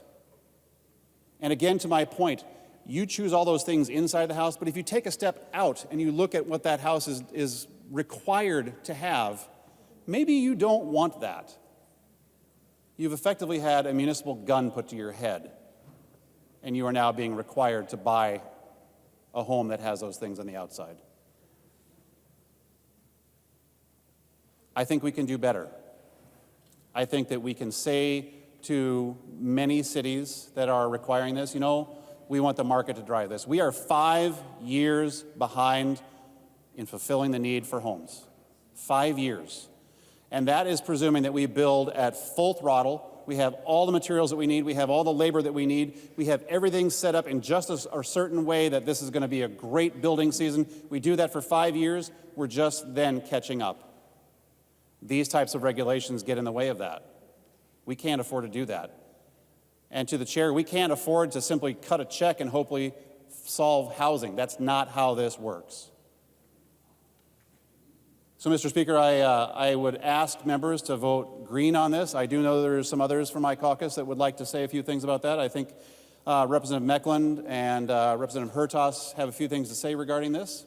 But members, if you want to be a part of that quadratic equation that I talk about, how there are multiple things, and this is not the only thing that will solve that problem. This is one of a many number of things that will help solve that problem.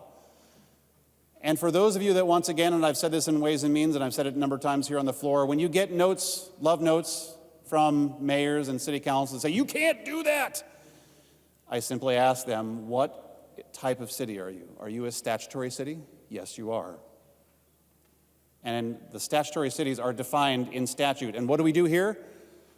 We create statutes. We are not trying to be heavy-handed. We are not trying to be draconian in the way we roll things out. We are simply saying that there are ways that we can make policy changes that drive home ownership. Let's get out of the way. Let's let the market decide what's going on. Let's say to the people who want to buy a house with no brick, rock, trees, whatever, you can decide how you want to roll that out. And that a city planner or mayors or people in staff, they don't have to decide that for you. You are the voice of what you want for your home. With that, again, Mr. Speaker, I urge a green vote. Thank you. I recognize the member from Hennepin, Representative Elkins. Thank you, Mr. Speaker. I will be opposing this amendment right now, but I have to say that this reflects a provision that's included in my larger Legalizing Affordable Housing Act. I'm very sympathetic to the sentiments expressed by Representative Nash, but my larger bill is an attempt to address what Representative Nash refers to as quadratic equation. It's a very complicated subject. My bill, the larger bill, requires concessions from both the home builders and the cities. This ought to be considered in that larger context. And I'm concerned that adopting this amendment would upset that the balance of negotiations that needs to occur to achieve some kind of a compromise peace in the valley agreement between the home builders and the cities. The language here is actually an improvement over the language that's in the comparable provision in my bill. Clearly, there are ongoing discussions that are reflected in this language with the League of Minnesota Cities. This language is actually better than the language that's in the latest engrossment of my bill, and I hope this discussion continues. This provision is contained in the Senate's housing bill, and so I know this discussion will continue in the conference committee.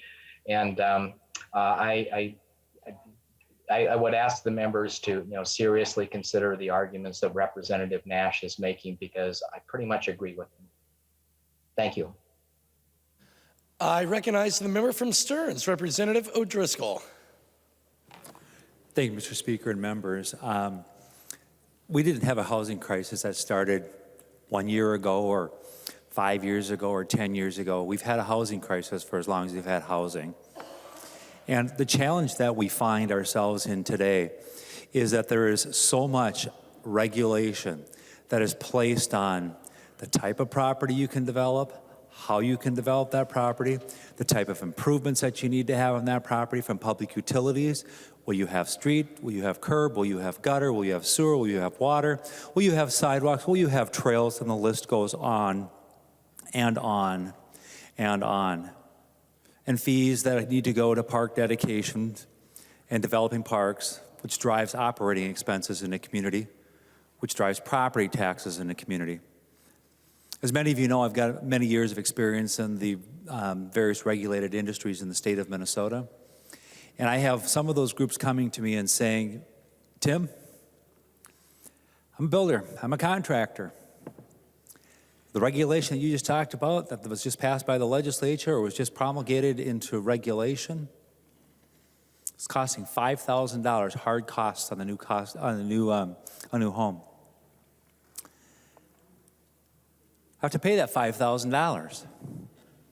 But you know what, that appraiser, when they go to appraise the value of that property on a mortgage, they don't recognize that $5,000. They say there's no value. I show them the receipt for that $5,000 investment that I had to, by regulation, make into that property.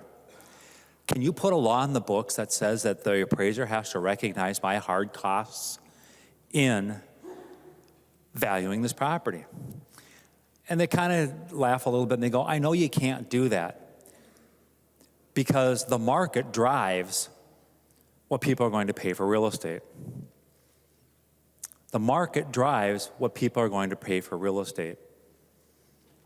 And when you talk about the market's going to drive and people are going to pay for real estate, when you add additional requirements onto the property, you make it less affordable for individuals. Much less affordable for individuals. And as a part of that being less affordable for individuals, members of the Minnesota legislature get to sit here at 9:45 at night or however, whatever time it is. And by the way, welcome back. Remember these days, for those of you who have been here for a while, we used to have these kinds of debates on a regular basis. Freshmen, welcome to your first night of orientation. Got many more of these to come, which is not a bad thing. But I get back to the topic that I'm talking about today. Appraisers tell us, you know, we can't do these kinds of things. We just automatically add in the value of a hard cost on property because they're governed by things called USPAP, which again are regulations about how they have to go out and the appraisal standards that they have to abide by. And they have to go out and they have to look at comparables and comparables to see what the market is telling them. Anytime and every time you add something to the cost of a home that a homeowner has to pay for, you make the property less affordable to more people. And the housing shortage that you are experiencing in your community right now is following up with another set of emails that you're getting in your email boxes from constituents because the property values statements have come out. And valuations. And I got to tell you, I was a little surprised. Mine went about 25% on my home. 25%. And I live in a pretty modest community, or neighborhood in my community. But the calls and the stops that I'm getting in the grocery store, Tim, my taxes are going to go up 25%. This doesn't make my home more affordable. Then I have to kind of explain to them something I can't even explain to public officials because it's so complex, how the levy ties into the property valuation and how they're not directly correlated percentage of increase in value to percentage of increase in taxes. My days on the local city council in Sartell before I came to the legislature, we partnered with our other area communities to try to put affordable housing, to see what we could do to make that happen. And you know what we found out? At the end of the day, government really isn't any good at making those kinds of things happen.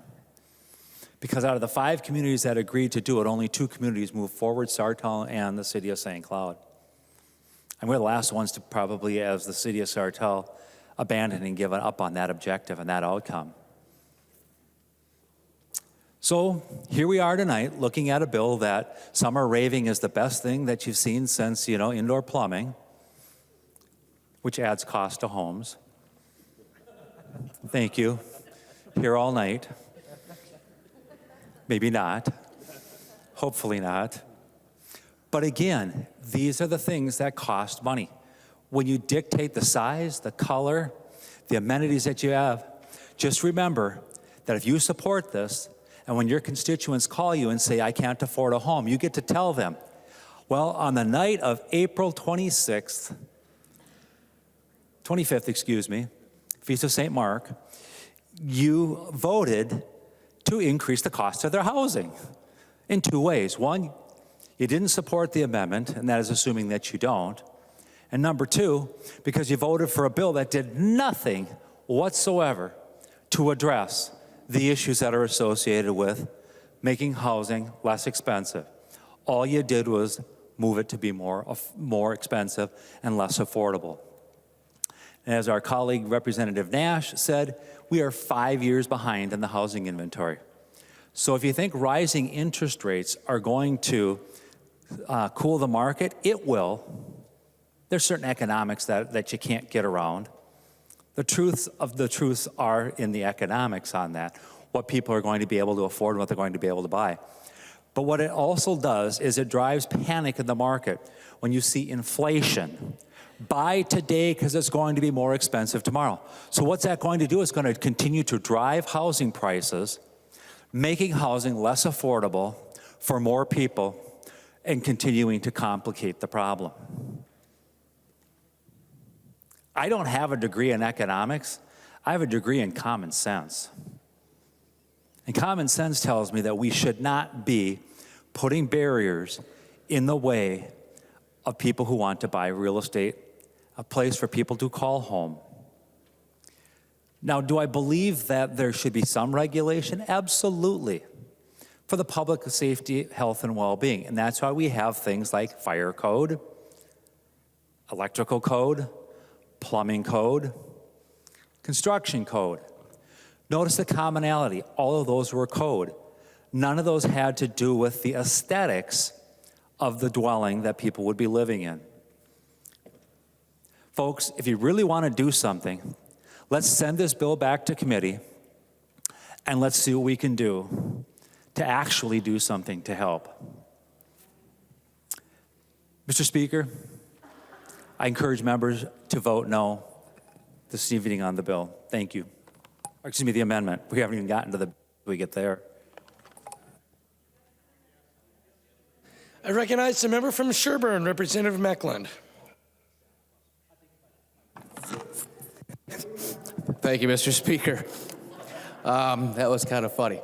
I'm pretty certain that Representative Driscoll meant vote yes for the amendment. I'm correct on that. Nevertheless, this has been an interesting conversation thus far, and to Mr. Representative Nash, while you included these additional costs are then financed, they are also put into the project evaluation, which is what dictates your permit cost, which is then what they use going forward for your property taxes into perpetuity. All of which are making housing less affordable. And I don't know if you've noticed, but one of our major banking institutions just let like several hundred of their mortgage people go because they know with these rising interest rates, a lot of homes are going to get a lot less affordable for a lot of people. For every $1,000 we increase the cost of a house, we lose 4,000 buyers. In 2006, the gas price shot up exponentially. All the new-time home buyers, a lot of them, canceled their purchase agreements, which put my business into a complete tailspin because I did a lot of subbing to Centex and Ryland at that time and starter homes. And it then went right into the 2008 housing debacle. This year, we had massive inflation increases in the last 18 months. Then we got this major price spike in gasoline. I can't wait to see what's coming. I do talk to a lot of my realtor friends. It doesn't sound good. And in addition to one of the other things Representative Nash did not mention, there's a new push now amongst many to put these like fake chimneys on the outside of a house, which I find really interesting because I do hear a lot of push to eliminate gas and propane in all new construction, so I don't know why we'd want to have an artificial fireplace that can't even have a gas fireplace. As to Representative Elkins' comment about if we pass this amendment, it'll take away his negotiation for some of the things that the League of Cities would give up. Trust me, I have many more things we can give them to give up. when it relates to housing. I have no issues with finding a lot more. This is one little step to help fix this underlying bill to actually add something that makes housing more affordable, because currently there's nothing in here. Members, I urge a green vote. Thank you. I recognize the member from Carver, Representative Bowe. Thank you, Mr. Speaker. I wonder if the author of the amendment would entertain a question. He will yield, Representative Bowe. Thank you, Mr. Speaker. Representative Nash, I'm just curious and wanted clarification. Would this amendment allow a city to pass anti-monotony ordinances, for example, that would require maybe different colored siding to provide some visual variety as you drive through a new neighborhood? Representative Nash. Thank you, Mr. Speaker. Representative Bowe? No. Representative Bowe. You know, that is unfortunate because while requiring, for example, imported stone from Italy on the front of the house, that will drive the price point and that will have an impact on cost. Different colored siding on adjacent properties or destination homes would not change price point. So that's one thing I'd like to see, just to give the cities a bit of a toolbox to provide some variety without impacting price point. So, okay. So that's what I think. I believe that backdoor redlining does occur, and requiring different materials that have quite a different price point can have a big impact on inflation costs of the home. All in all, though, this is a good amendment, and I would recommend a yes vote. Thank you. I recognize the member from Hennepin, Representative Hertaus.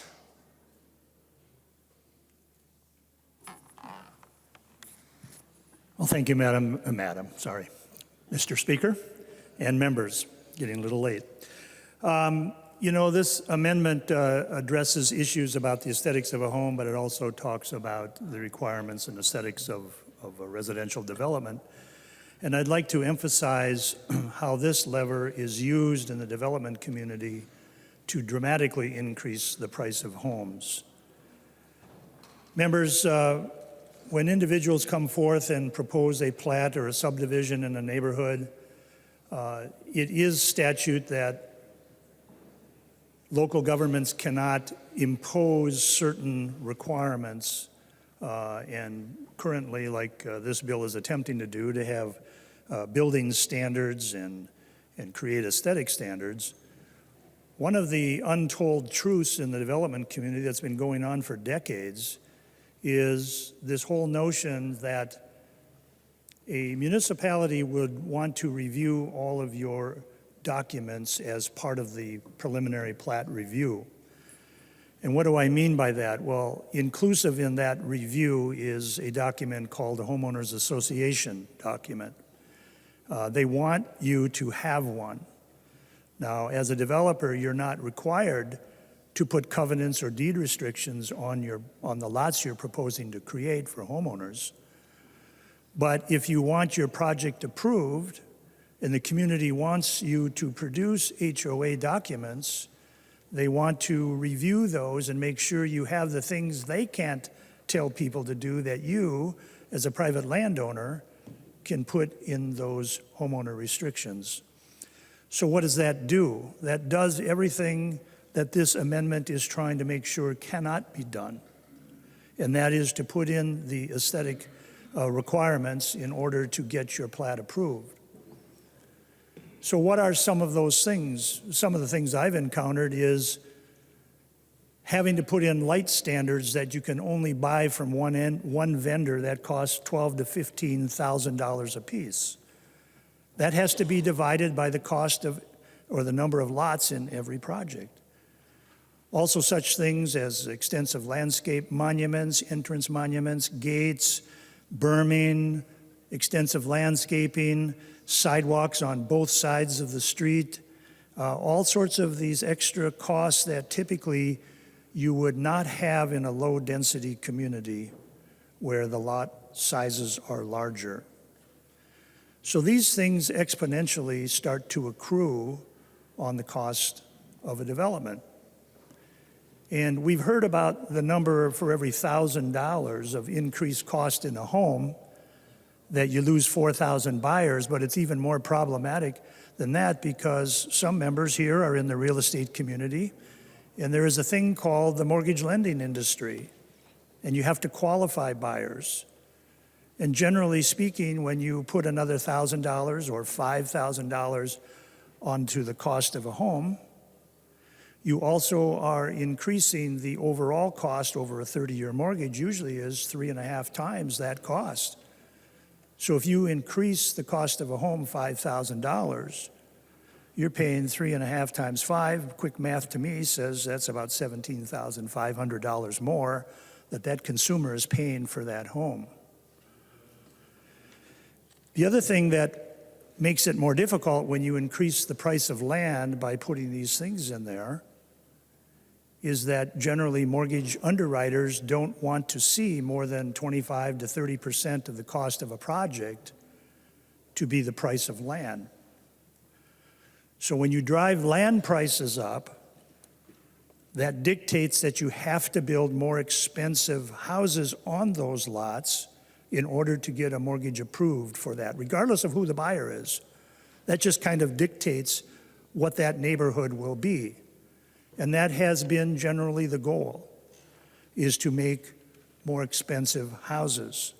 I remember proposing a plat in a north suburban community where they said, we don't want any more houses that average people can afford. We have enough of that. We want expensive houses. And yet, the risk of building expensive houses in a neighborhood that doesn't have them is problematic in terms of trying to get those houses sold. So the aesthetics are the things that matter in terms of wanting to make pretty neighborhoods and have nice neighborhoods, but it is indirectly saying, if you can afford to live here, you're welcome. You've heard the term redlining, and it is indirectly just that. It's exclusionary in the mode in which projects get approved, and it's exclusionary in terms of making expensive houses and who's going to live in your community. When I was in my 20s, I accompanied a gentleman who was a real estate assessor, appraiser. He was doing appraisals on the side for extra money, and I accompanied him into the urban area of this metropolitan Twin Cities. And there was probably most of you don't know what a Hudson directory is because those things have kind of become obsolete. But I used to know the Hudson directory. I used to know the page numbers, exactly where that would land and where I had to look to find a street address. But there on the dash of the vehicle was a Hudson directory, and it had a red line drawn all the way through it. This was 1972, 50 years ago this year. I said, what's this? And he says, well, it means if the property is located outside of that red line, the property is worth $3,000 more than inside the red line. That was my first education that there was redlining and what redlining meant, and that it was profiling communities in terms of diminished values just based on who lived in the neighborhood. Fortunately, we moved away from that. And the real estate industry and federal laws have done extensive efforts to make sure that opportunities are equal for everybody. But having equal opportunity ends when you have these exclusionary types of policies. So to pretend that it does not affect the cost of housing when we're talking about housing crisis and housing affordability, it simply is not true to say that it does not make a difference. So I would support the amendment and encourage you to support it as well. And I could talk for tomorrow at 6 o'clock on all the things we could do to make housing more affordable. And I've done that in committee, so I won't do it on the floor. Thank you. I recognize the member from Ramsey, Representative Hausman.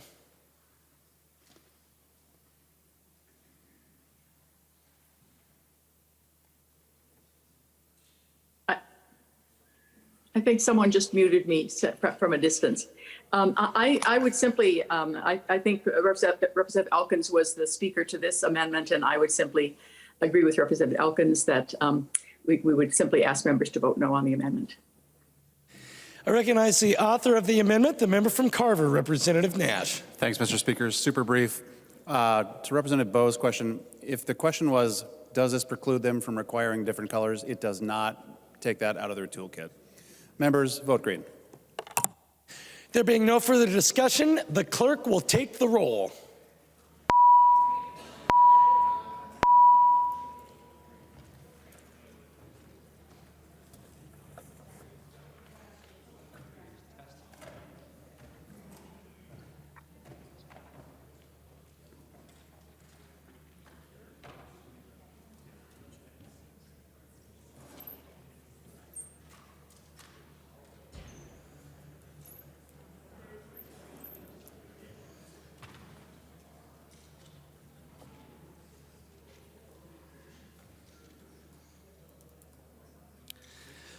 Will the clerk please call the names of members who have not yet voted?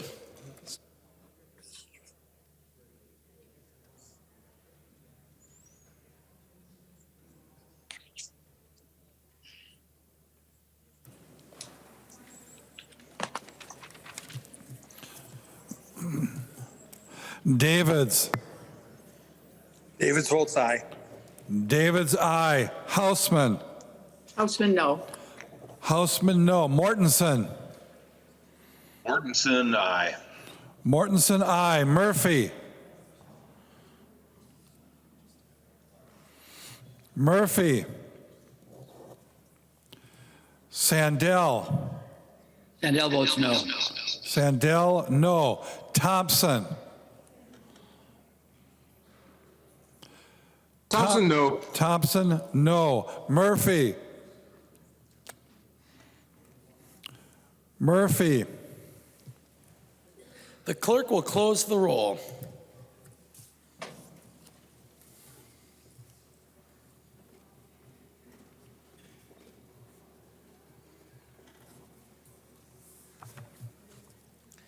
There being 57 ayes and 75 nays, the motion does not prevail and the amendment is not adopted. There's an amendment at the desk. The clerk will report the amendment. Garofalo moves to amend House File Number 4366. The second engrossment. Engrossment is coded A12. I recognize the author of the amendment, the member from Dakota, Representative Garofalo. Mr. Speaker, I would request a roll call on the amendment. Representative Garofalo requests a roll call vote. Seeing 15 hands, there will be a roll call vote. Representative Garofalo. Thank you, Mr. Speaker. Mr. Speaker and members, last November, 9% of the residents of the city of St. Paul decided to pass rent control. The effect of this policy in the city of St. Paul has been an 80% reduction in the amount of building permits. Over 3,300 units are now frozen.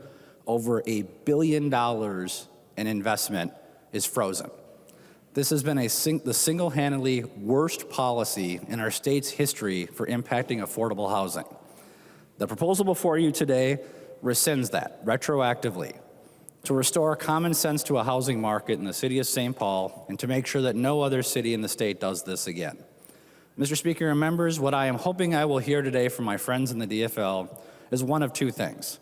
Either one, they've seen the wisdom of repealing this policy and will join us in acknowledging what has been a miserable failure. If you're not going to support it, then I'm hoping that you oppose it with the following rationale. I'm hoping you will oppose it by saying that you have to honor the sanctity of the referendum in the city of St. Paul, and that the only way we can get remedies for this, the only way the builders, the housing providers, those who are involved in this industry, that the only way they can correct this is by electing a Republican House. So those are the two options I'm looking for today. Mr. Speaker and members, I ask for your support. Representative Howard, for what purpose do you rise? Mr. Speaker, I rise under Rule 3.21. Motions and propositions must be germane. And I have advice. Please state your advice. Mr. Speaker, the Gruffalo Amendment expands the scope of the bill by introducing Chapter 471, which does not appear in this bill. But in more plain language, what the Gruffalo Amendment is attempting to do is invalidate the vote and the voice of tens of thousands of Minnesotans. It's anti-democratic, it's a dangerous path to go down, and it's certainly not germane to this bill. Sorry, Representative Garofalo. Further discussion to the Howard point of order. Representative Garofalo. Thank you, Mr. Speaker. It is interesting that the argument we're hearing from the majority party is the bill on affordable housing cannot accept an amendment that would correct the issue of affordable housing in St. Paul because it's not germane to the underlying bill. So, Mr. Speaker, this is the Housing Finance Omnibus Bill. This is clearly germane, and I would ask you to rule the point of order is not well taken. Further discussion to the Howard point of order. After reviewing the amendment, after reviewing the bill, after hearing advice from Representative Howard and Representative Garofalo, I find that the point of order is well taken. Mr. Speaker, I would request a roll call on the motion to overturn the ruling of the Speaker, and I'll offer advice. Representative Garofalo is requesting an appeal to the, Representative Garofalo is appealing a decision of the chair and is requesting a roll call vote. Seeing 15 hands, we will take a vote on appealing the decision of the chair. Representative Garofalo. Thank you, Mr. Speaker. I prefer to use the term overturn the ruling of the Speaker. It's got more gravitas. So, Mr. Speaker, members, again, this is the Housing Finance Bill. Clearly, you have a choice before you. You can signal to those who are involved in affordable housing that you want to see this measure repealed, what has clearly been a disaster. Again, 80% reduction in building permits in the city of St. Paul, 80% reduction. If the argument from the majority party is going to be that this is not germane and that you can't be overturning the will of the voters in St. Paul, you are signaling to the market that, in fact, we do want a Republican House to address this issue. Thank you. Further discussion to Representative Garofalo's motion to appeal the decision of the chair. I recognize the member from Anoka, Representative Scott. Thank you, Mr. Speaker. And I just would like to offer the following in that this bill is loaded with new regulation for landlord-tenant law, which directly goes to rent, when you can expunge, how many days notice you have to give before someone can be evicted, all the things that are contained in a rental lease. And many more are addressed in this bill. There's no way that this is not germane. I encourage a green vote to overturn the ruling of the Speaker. I would like to remind the body that the question before us is, shall the decision of the Speaker stand as a judgment of the House? A yes or green vote supports the ruling of the Speaker, and a no or red vote goes against the ruling of the Speaker. So I believe that Representative Scott was requesting a red vote. Yes, that is correct, Mr. Speaker. I was requesting a red vote. I just said the green vote. I meant the red vote. Further discussion to Representative Garofalo's appeal of the ruling of the Speaker. Again, before the clerk takes the roll, I just want to remind everyone the question before the body is, shall the decision of the Speaker stand as the judgment of the House? A yes or a green vote supports the ruling of the Speaker. A no or red vote goes against the ruling of the Speaker. And if there is no further discussion, the clerk will take the roll.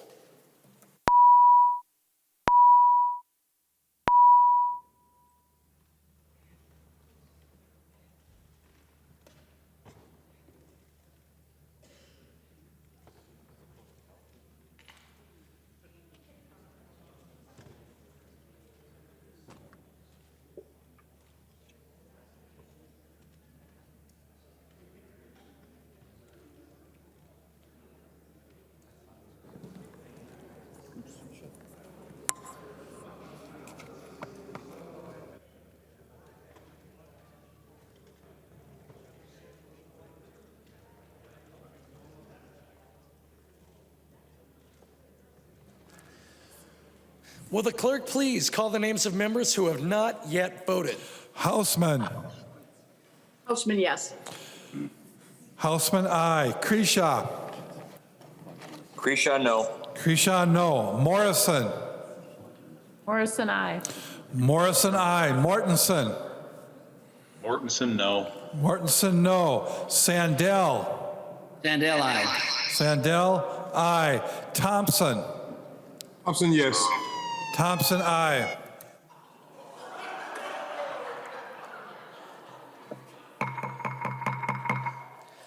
The clerk will close the roll.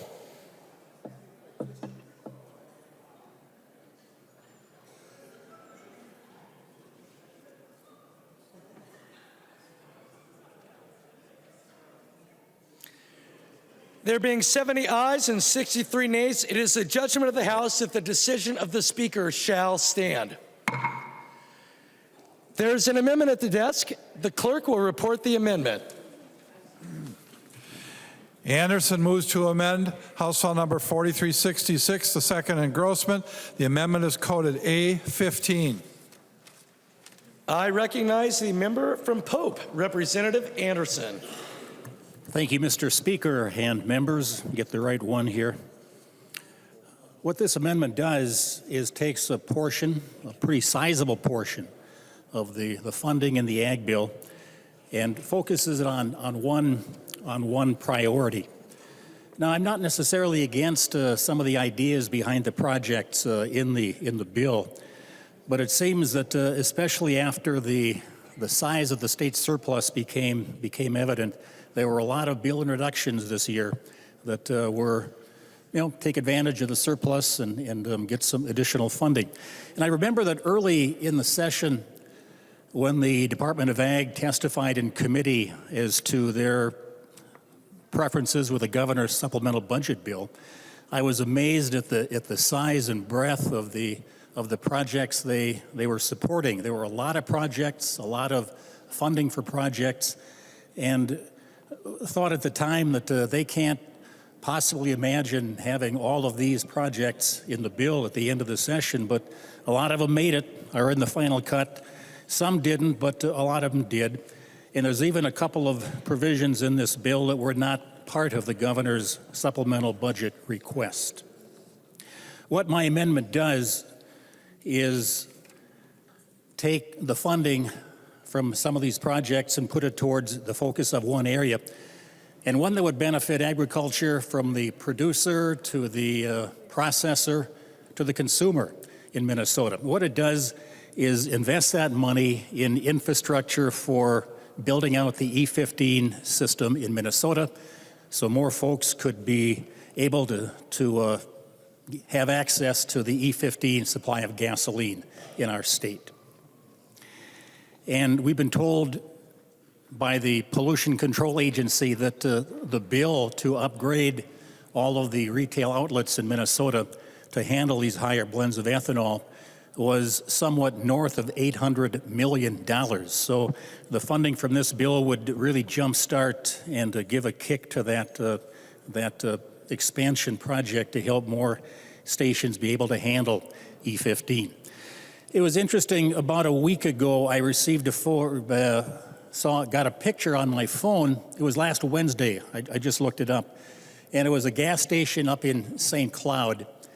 And the prices of gas that they were showing on their bumpers out front, their billboard, the price of regular gas was $3.84 a gallon, and the price of E15 was $3.46 a gallon.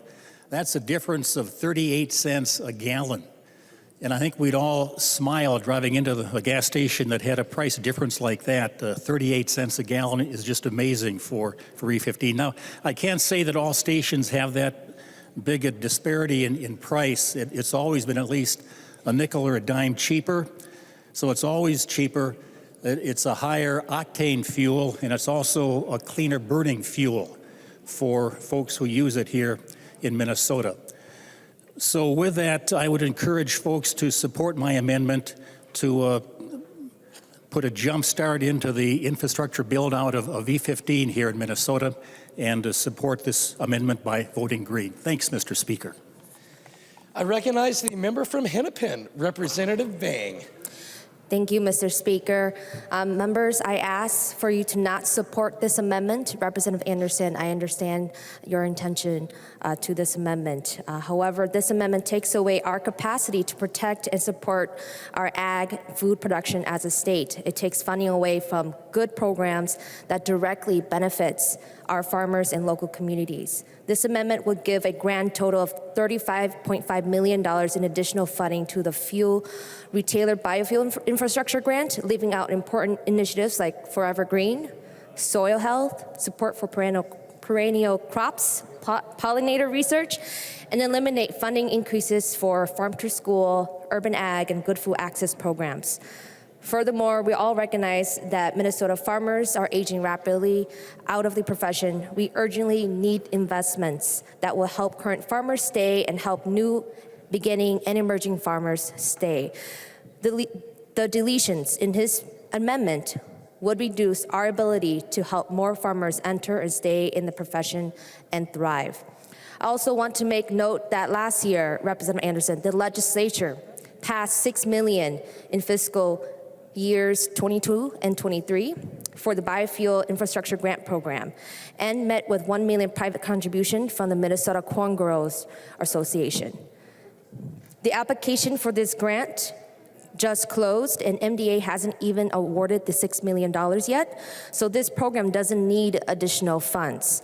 It's better for us to see how current funding meets the needs before we possibly invest in more. Representative Anderson's amendment is removing items that Minnesotans and Minnesotan farmers have specifically been asking for and that they have publicly stated their support for. I ask members for you to vote no. Further discussion. Representative Anderson. Thanks again, Mr. Speaker and members. You know, there's a few things in this bill that I mentioned were not part of the governor's original request. We have $1 million in here for something called heritage seeds. There's a couple of $1 million for the Department of Ag to increase their IT capabilities, and also a couple of $1 million for a program for the pollinator research account. So are these things all necessary? Well, that's in the eye of the beholder. And I would appreciate the support that Minnesota's ethanol industry is good for Minnesota. E15 gasoline is good for the residents of Minnesota. There's a cost savings. And you know, just a couple of weeks ago, our president announced again that the year-round sales of E15 would be made available. And I think this would be a good time to really jumpstart that initiative and work to make this a year-round permanent sales ability for E15, and I think we should show our support for doing that and vote green on this amendment. Thanks, Mr. Speaker. There being no further discussion, the clerk will take the roll. Oh. All right, all those in favor of the Anderson amendment, please say aye. Aye. Those opposed, please say no. The motion does not prevail and the amendment is not adopted. There is an amendment at the desk. The clerk will report the amendment. Anderson moves to amend House File Number 4366, the second engrossment. The amendment is coded A17. I recognize the author of the amendment. Once again, the member from Pope, Representative Anderson. Thank you, Mr. Speaker and members.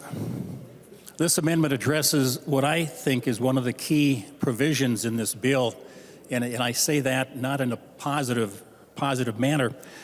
What this amendment does is eliminate a provision that would once again make our state an island in terms of regulations dealing with agriculture here in Minnesota.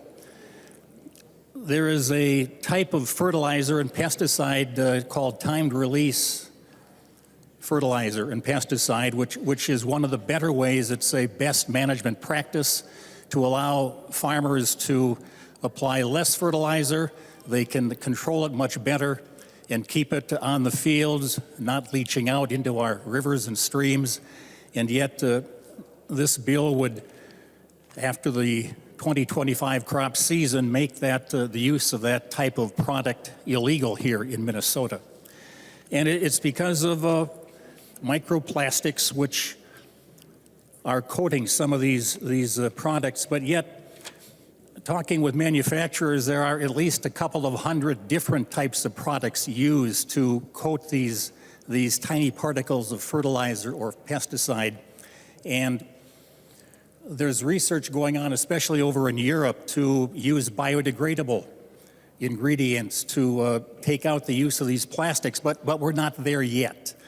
They're estimating at first 3 to 4 years of research to come up with materials to replace the microplastics. And now they're finding that a lot of the research there is with vegetable seeds. It isn't compatible with corn and soybeans here in this country. And they're looking at possibly up to 10 years of additional research in Europe to come up with replacements. And we simply just can't afford to lose this. We've heard this before, the tool in the toolbox. The timed release ESN fertilizer, nitrogen especially, is what this is used for. And it's really good environmentally. Again, it keeps it in the fields, keeps it where it should be, and allows us to use less of it and do a much better job in sustainability and stewardship in farming here in Minnesota. And we don't want to make our state an island again, the only state that would have these products banned and not be allowed to use them. If this legislation goes into effect, banning them for field use in 2026 and pesticides for lawn and garden use in the year 2025. So, Mr. Speaker, I'd request a roll call on this amendment. It is important that we keep this available product here for farm use in Minnesota. Thanks, Mr. Speaker. Representative Anderson requests a roll call vote. There being 15 hands, there will be a roll call vote. I recognize the member from Dakota, Representative Hansen. Thank you, Mr. Speaker. And just to correct the record, so there have been time release pesticides and fertilizers for quite some time. What we're talking about here are plastic coated either fertilizers or pesticides. Now, there are combination pesticides and fertilizers that are plastic coated. As for the case of being an island, the Minnesota Department of Agriculture has the authority. Each year they register pesticides for sale. You can look it up in 18B, the pesticide control law. The Commissioner of Agriculture has that authority. So the commissioner can make decisions now. However, what this bill does, is it says that these pesticide or fertilizers that are coated with plastics would be banned. And why is that? We talked earlier today that we have pesticide, where we have plastic in our lungs, we have plastic in our blood. When you are applying a plastic-coated fertilizer or pesticide, whether it's in your lawn, in your garden, or on your field, you're intentionally putting plastic into the environment. Now, several years ago, we debated this with personal care products. Do want to have microbeads, plastic microbeads. They were being used in personal care products. That got banned. And it took the states acting to ban it, to get the companies to do it. How did we ever exist without plastics? We did. We did exist without plastics. How did time release fertilizers occur before plastics? Clay, other products that were used, natural products. But plastics are everywhere in our environment. And when we intentionally apply them, maybe it was for good reasons, Representative Anderson. Slow release, I understand that.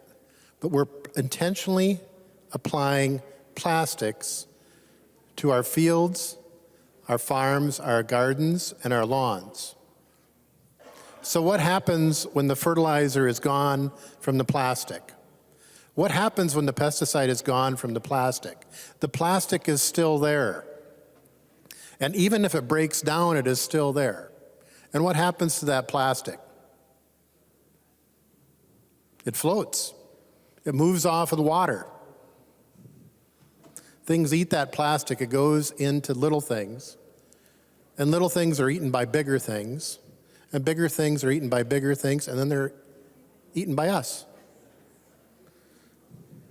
So year after year, when we intentionally put plastics into the environment, they accumulate, even as they break down. And again, if we look back over 100 years ago, there weren't plastics in the environment. Look what we've done to our planet. Look what we've done to our world.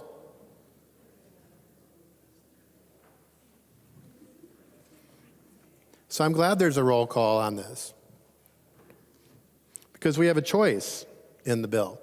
Some of the things that are being removed are basic definitions of what is plastic, a definition of plastic.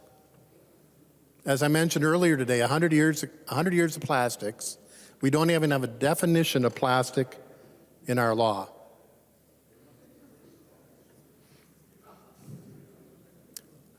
I think that those big businesses that provide fertilizer, those big businesses that provide and make the pesticides can figure out a non-plastic way of delivering their product. One final thing on nitrogen.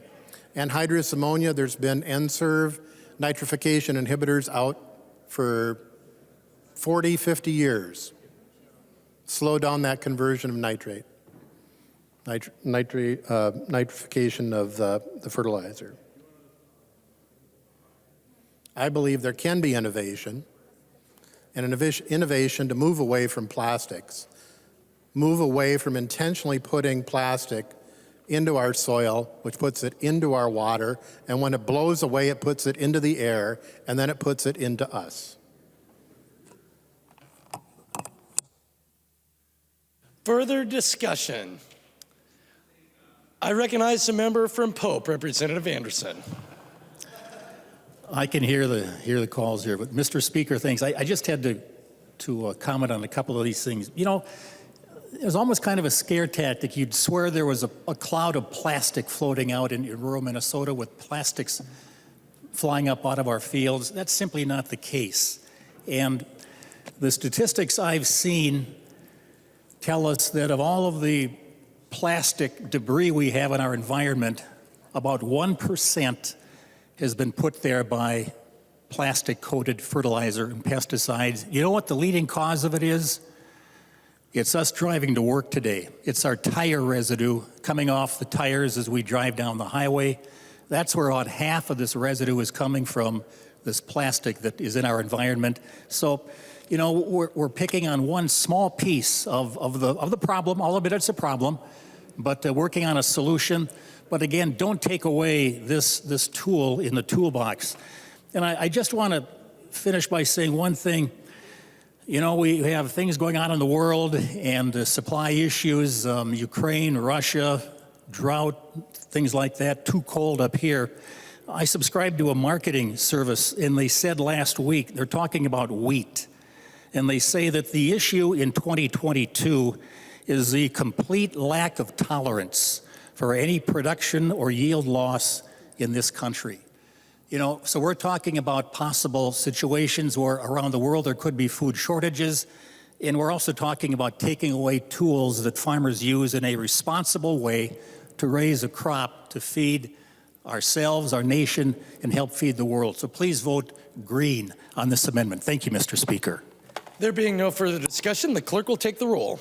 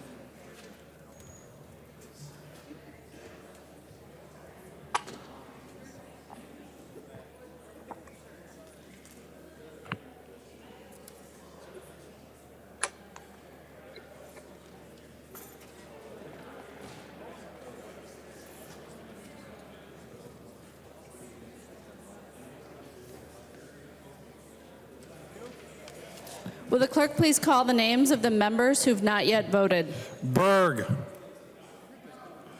Berg, no. Gomez. Gomez, no. Gomez, no. Hassan. Hassan, no. Hassan, no. Hausman. Houseman, no. Hausman, no. Morrison. Morrison, no. Morrison, no. Mortensen. Mortensen, aye. Mortensen, aye. Sandell. Sandell, no. Sandell, no. Thompson. Thompson, no. Thompson, no. The clerk will close the roll.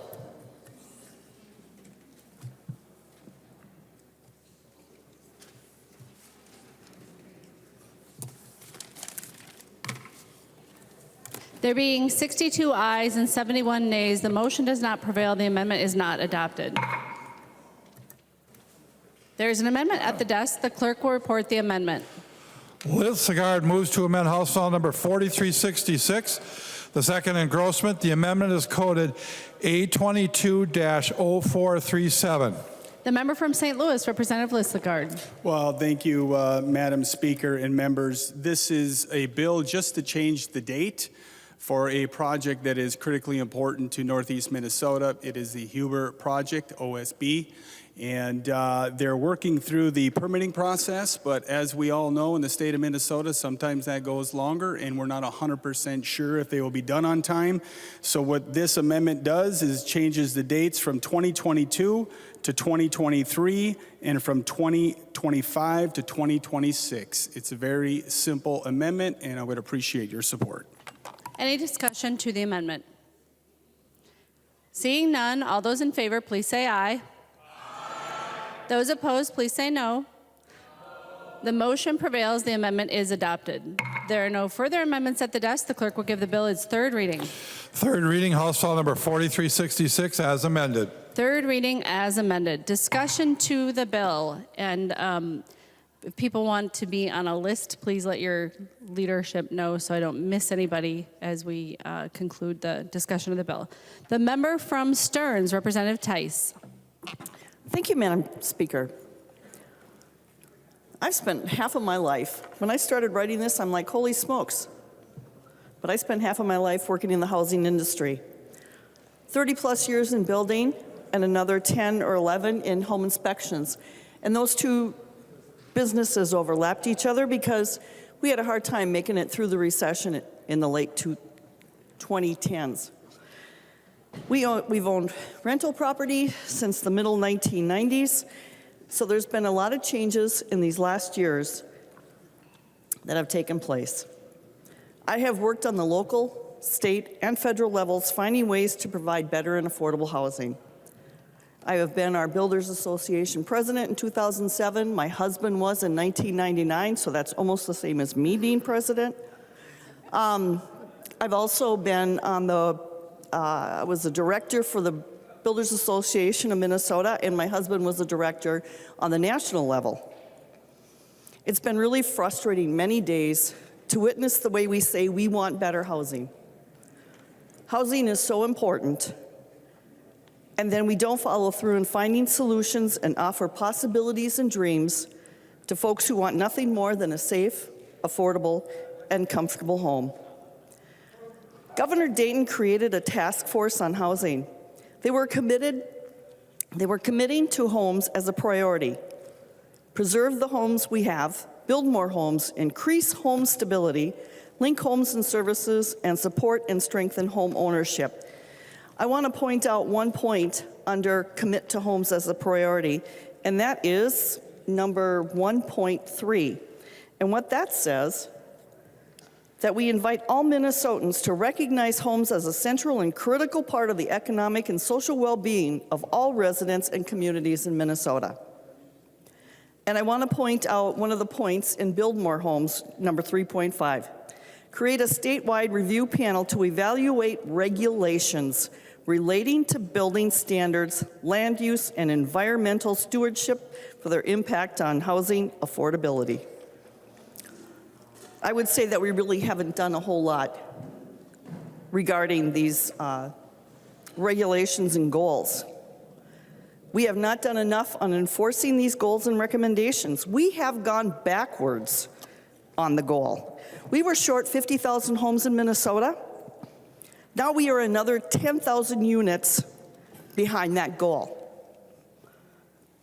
I'm going to say that again. We're another 10,000 units behind that goal. I'm not going to say it again. I talked to Mayor Fabian many times, and what he talks about is acquiring and having available to folks funding for infrastructure and housing workforce grants for folks that are looking for housing in his community. And I think Representative Keel would probably say they're doing the same.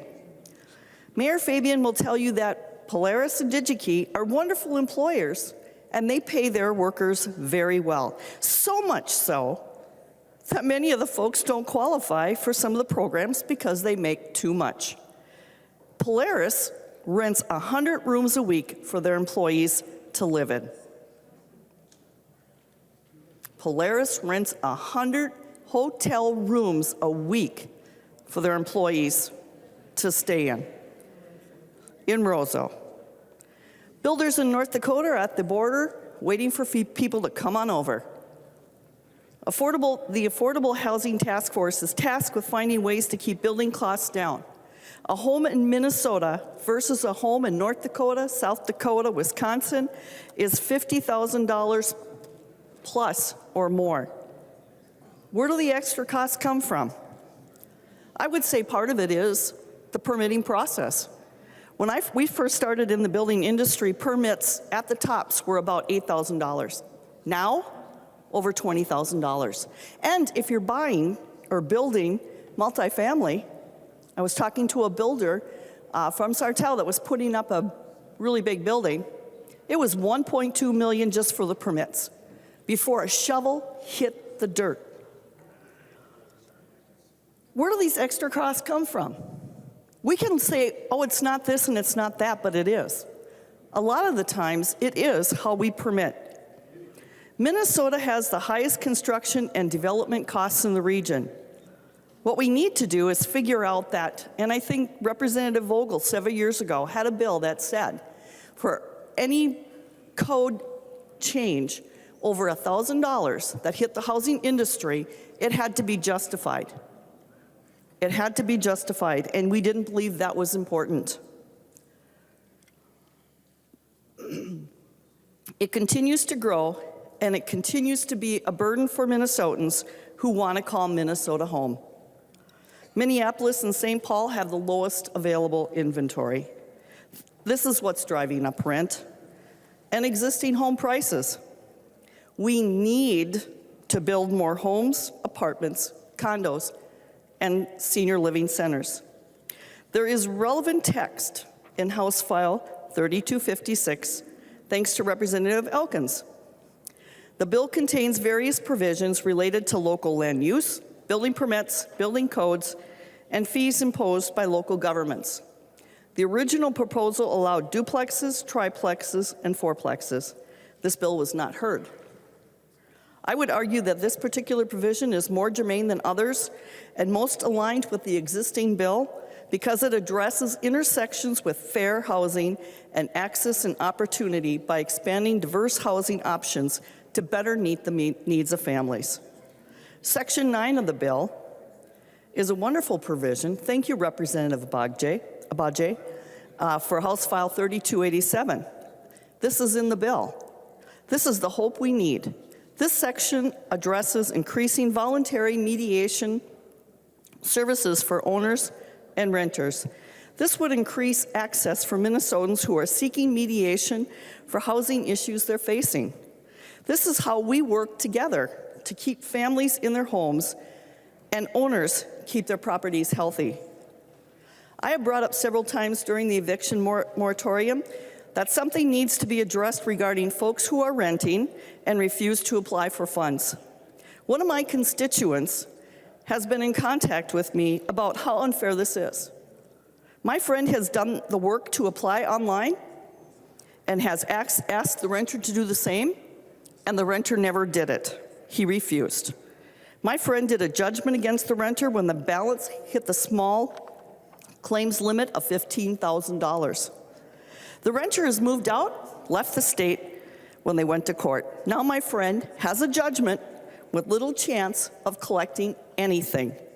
And we have done nothing. How do we keep housing providers in business? This is just one person, and this is just one renter. He has had several of these that have done the same, but we didn't address it. We have a housing shortage. I cannot say that enough. This bill does not address that. With a 183% increase in spending on housing, it does nothing to address the rising prices of homes and the low inventory across Minnesota. This bill spends $415 million over and above what the budget has already spent last year, and yet there is nothing in here that will reduce the cost of building new homes or apartments or reduce burdensome regulations that hamper builders and housing providers. What is happening is growing fatigue and hopelessness among our builders. They have seen such frustrating times in the past 15 plus years. I would say that there never was a recovery for the recession. We lost so many of our builders who went to North Dakota and other places to find work and haven't come back. We have done little to encourage our 16 and 17-year-olds to come into the field so that when they go to school, they can decide what they want to do, but then we can have them at our place. There's little to give them hope that we have heard their voices. This bill also contains plenty of policy that will hurt housing providers and makes it harder for them to continue owning property. Among those changes are policies taking away tools to evaluate potential tenants and changes that would essentially force independent housing providers to abide all the requirements of public assistance programs. I am afraid that these changes to current law will cause the number of rental units to drop dramatically. The pandemic was very hard on many providers. There is a lot of fatigue amongst our housing providers. And how do I know that? Because I have heard it over and over and over again. It's just getting to the point where it just isn't worth it anymore. I hope that when we see this bill come back from conference, it'll spend our tax dollars wisely without many of the harmful policies currently in the bill. I wish I didn't have to say that.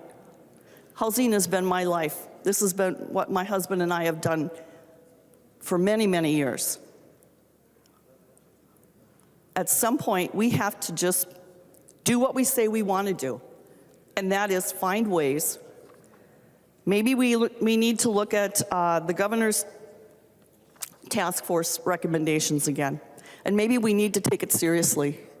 We're losing people in Minnesota, and yet we stand there and say, oh no, we're not. We almost lost a congressional seat, folks. It's not because we have that many homes. They're going across the border. They're $50,000 to $60,000 starting out, cheaper. And if we don't address it, we aren't going to have them. The member from Hennepin, Representative Vang. Thank you, Madam Speaker. Members, I rise in support of this bill. Having been on the Ag Committee for 4 years, I learned a lot about the Minnesota ag economy, and I'm glad to have the opportunity to work with many stakeholders and advocates. Along with my colleagues, I've gotten to talk to many farmers from all across the state and listen to many stories, but I want to highlight the farmers who often don't feel they have a place at the table. These are the small producers, young farmers, farmers whose native language is not English, and farmers of color. As one of the 2 committee members of color, I'm glad I'm able to bridge better engagement with these farmers and to support farmers who have felt left out for a long time. This bill makes good, comprehensive investments that I believe everyone can find something they like in this bill, from building climate resilience, avian response, livestock investments, food access, hunger relief, ag innovations, and more. I'm proud to continue to make strong investments for Minnesota farmers and strengthen our food system. Lastly, I want to thank Chair Sunding for your tireless work and leadership on this committee. I enjoy working together and have great respect for you. Thank you for your openness your engagement, and also, most importantly, sharing your snacks. And once again, thank you, members, for this opportunity, and I ask for your support. The member from Pine, Representative Nelson. Thank you, Madam Speaker. And, there's a lot of good things in this bill, or on the ag side anyway. But, there's some support for meat processing and, training, which there's a worker shortage there. And it used to be that every small town had a locker plant in it. And, maybe it was around Christmas time or Thanksgiving or Easter, you would go in and order the meat that you wanted and pick that up. Now, for those that are like myself that do some direct marketing with beef, I'm planning out 1 or 2 years for appointments. Some of these animals aren't even born yet, and they've already got a planned harvest date. And there's a severe shortage with that. And, and a lot of it is just the workforce isn't there. The training isn't there. Many of these were family shops that, it was on-the-job training. Their sons and daughters are running around the shop learning how to cut meat, how to package, how to work with customers. And that isn't happening, and or not on the scale it needs to be. And so, there's training for that. There's grants to, allow that, and then also at Central Lakes and then in Wilmer, there's schools, classes for that, which is needed because they needed the, the training and the specialized skills and the HACCP and all the other certification needs to go with that. And so there are a lot of good things in this, but I also have some concerns. In agriculture, as a farmer, there's a lot of times we have to adjust, we have to pivot. Last summer during the drought, I had to change how I fed my animals. Normally we don't feed them any hay during the summertime because they're on pasture. Well, we're running low on pasture, so I brought them in. I had to feed them some hay that I was intending to feed in the fall and winter. So we had to move that. Well, fortunately, we had some fall rains. The pastures came back, so we were able to put the cows back out on pasture. And so we was able just to kind of shift when we fed them. I was fortunate.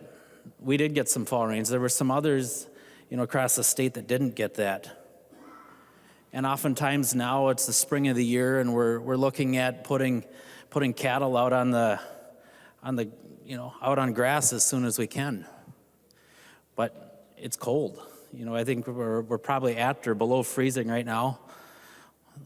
I don't like mowing lawn personally, so that's a benefit of this being cold because I don't have to mow lawn. Usually one of my kids does it anyway.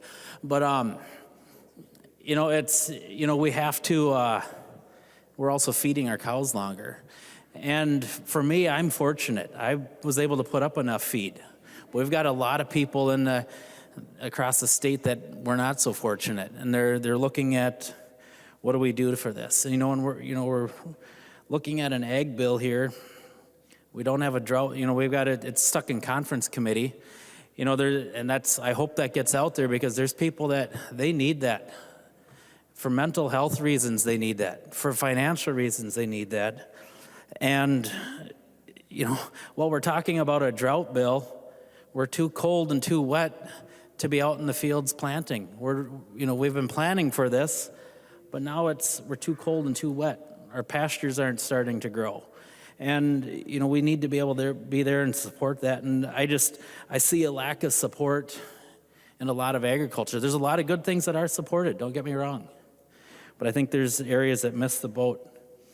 And I think one of my biggest concerns is when we look at the definition of plastic, and if you will, it kind of muddies the water because my computer died, so I don't have the exact definition here. I won't read it. But when you look at plastic, the ESN, environmentally stable nitrogen, it's an encapsulated nitrogen. It's a polymer. And I don't know if that polymer is a plastic or not. All plastics are polymers, but not all polymers are plastic. And when you look at the definition of what a plastic is, thank you, Mark. As you look at the definition for this, it can be talking about plastic means an organic or petroleum derivative, synthetic or semi-synthetic organic solid that is moldable to which additives or other substance may have been added. Plastic does not mean natural polymers that have not been chemically modified. Well, when there's anything that you start putting things together, making a recipe for how to stabilize nitrogen, you're chemically modifying this. And now it could be absolutely biodegradable, but we've muddied the waters with this definition. And, I have some concerns about that. There's, as I said, farmers or agriculture, we have to pivot, we have to change, we have to, and, I think of what I do on my farm today that I wish I could take my grandpa around and show him the farm, what it is. He's passed away about 20 years ago. He would be amazed at what technology has been able to do, what we're able to be, but we've constantly adjust, we're constantly improving. What had been best management practices when he was my age, we've improved on them, we've changed. Some of them are obsolete because we found that they're not best management practice for what we know today. And I'm sure that my kids and maybe my grandkids hopefully will someday be looking at it. I can't believe Dad and Grandpa used to do those things.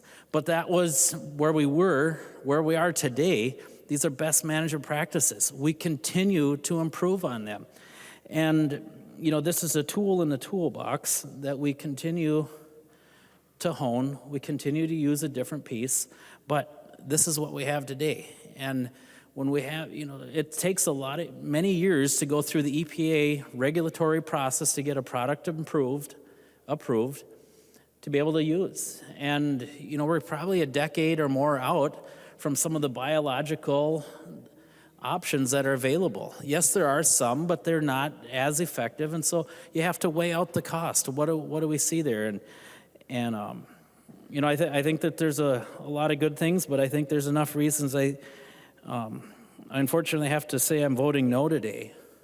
But I believe that we can come back and we can improve some things and hopefully get this bill off this through the legislature and onto the governor's desk before the end of the session. And I want to thank you, Chair Sundin, for all your work on it, and the rest of the committee. I've appreciated that, and thank you for that and running the good committee you did. So thank you. The member from Hennepin, Representative Cleaborn. Thank you, Madam Speaker. Excuse me. Tonight I rise in thanks. Thank you to Chair Sundin for the great work that you did in our committee and for all of the members in our committee who had robust debates about many important issues. But I would like to specifically call out the provision for the research dollars for the Forever Green Initiative to the University of Minnesota in the ag portion of this bill. This is an important investment for the plant scientists who will develop the next generation of seed and genetics that will enhance the yield and quality for these important cropping systems. The work these scientists will do will combine the best agronomic practices in plant breeding with cutting-edge technologies like whole genome breeding and data science that will allow for accelerated development and introduction of these regenerative cropping systems. This will result in more sustainable and profitable production practices, enhancing and improving soil health and protecting our important water resources, while, and this is an important while, providing an additional economic opportunity for our agricultural economy. These investments complement and enhance past investments made by the state of Minnesota. And so, Chair Sundin, I appreciate your taking this effort seriously and putting these important research dollars in the bill. Thank you. And with that, members, I also encourage a green vote on this bill. The member from Carver, Representative Nash. Thanks, Madam Speaker. I'll be brief. You've heard me talk about the housing issues as part of a quadratic equation, and each part of that equation you have to solve. You're going to fail at solving that equation if you don't deal with each piece, and if you just ignore parts of those, hoping that they'll go away because they may be uncomfortable to talk about in caucus or with some of your supporters, you're still going to fail that math problem every single time. Every single time. So while this housing bill does do some things, it doesn't do enough things to promote the building of starter homes. It still doesn't remove some of the onerous regulations that are on the building of homes. And I appreciated Representative Elkins saying that my amendment was good, but even though he was voting against it, conundrum. But the equation still stands. The problem is still there. Ignoring part of the problem doesn't make it better, doesn't make you solve for X at the end. It just means you're going to get an F on the problem. So you can congratulate yourselves and tell each other how brave you are, and you can write speeches to talk about. It doesn't mean that this has solved the problem. So it's going to go over to the Senate. Most of your stuff won't survive conference committee. You're not solving for each part of the equation. You're ignoring the problem. Starter homes, we're still 5 years behind. Admit it. You know it. You've been talking about it. The Strib talked about how it's very exclusionary and there's a racial component to it, but now you're walking past the problem. Members, we could do better. I know you all feel passionately about getting people into a home, letting them build generational wealth, equity, plugging into their local community and building a stable place for themselves. We all agree on that, but you're not showing the courage to deal with each piece of the equation. You're missing that part and several other parts. You're going to wind up failing. Thank you. Vote no. The member from Rice, Representative Lippert. Thank you, Madam Speaker. And I also want to thank Chair Sundin for a good ag bill. There are key climate provisions in this bill, helping farmers in Minnesota create a more resilient agriculture in the face of more extreme rains, more extreme weather all around. The establishment of a new soil health initiative within the Department of Agriculture will help get more soil health practices out on fields across Minnesota, protecting soil from erosion, helping more water to infiltrate our soil, helping to reduce flooding in communities, and helping to reduce the need for irrigation in times of drought. While it's cold and wet here, farmers are having trouble getting out in the soil. In my hometown in northwest Iowa, there are dust storms happening right now, and soil health practices will help in both times of drought and flooding too. We have $9 million in this bill for commercialization for continuous living cover crops or forever green crops that Representative Cleavorn was talking about. We need both money for research and money for commercialization, supporting supply chains and processing that moves these products from the field to the table. So we can scale up crops like kernza, hazelnuts, elderberry, winter camelina, which fits in a corn and soybean rotation, isn't far behind either. And these crops can be scaled up across the upper Midwest, which to reach that promise, we need both research and dollars for commercialization, and this bill has that. And finally, I want to thank the chair for the support for Farm to School. This is a very popular program providing grants to schools to provide dollars to local farmers to get fresh fruits and vegetables and meats into our schools on the breakfast and lunch plates of children. And so we have increased funding for Farm to School in this bill and an expansion as well, expanding it to early care also. Carrots and tomatoes and vegetables taste better when they're coming from just down the road rather than being trucked across the country, and our children deserve the best. And we can get more fresh fruits and vegetables to our children through this bill. So for these reasons and more, I urge members to vote in favor of this bill today. Thank you, Madam Speaker. The member from Aiken, Representative Lueck. Thank you, Madam Speaker. First, I want to say, I want to thank Chair Sundin for the hard work of the committee, but there's a chunk missing in this bill, and it's a pretty big chunk, and it's got some parallels that are not unlike some of the discussion we had earlier tonight over the unemployment situation and promises that were made by Governor Walz quite some time ago. quite some time ago, as most of you, I'm sure, remember, maybe not. You know, if you're into business, if that's what you do when you're not here, directly involved in agriculture. I remember when Governor Walz, last summer, right in the middle of the drought, said, you know what, we got a problem out there. And he was fully aware of it because he had to do the emergency declarations to highlight that we needed some real relief for drought. That was last year. Many of us gotten to know Commissioner Peterson, Tom Peterson. Some of us have been in the industry, have known him for generations, long before he showed up at the Department of Agriculture. He tried to lead the charge for the governor to get emergency relief late last summer, last fall, when it would have really, really made a difference. Because as Representative Nelson commented about, folks in agriculture, by definition, are really flexible. Really flexible because you got no choice. So here's the kind of things that happened last fall as people were looking at the forage that they had to feed, they were looking at their herd, and they had to make some tough decisions. Cows went down the road, went to slaughter, perfectly healthy cows that had a number of years left, good, useful cows. Other ones got shipped out of state because there were other places where there was forage to feed them. So what did we do? We had this whole series of special sessions for, quote, emergencies. And we couldn't get a lousy $10 million that the governor and Commissioner Peterson felt were necessary to help tide this thing over. And here we are today with the Omnibus Ag Bill in front of us, and guess what's missing? That $10 million that the governor promised, the Ag Commissioner promised.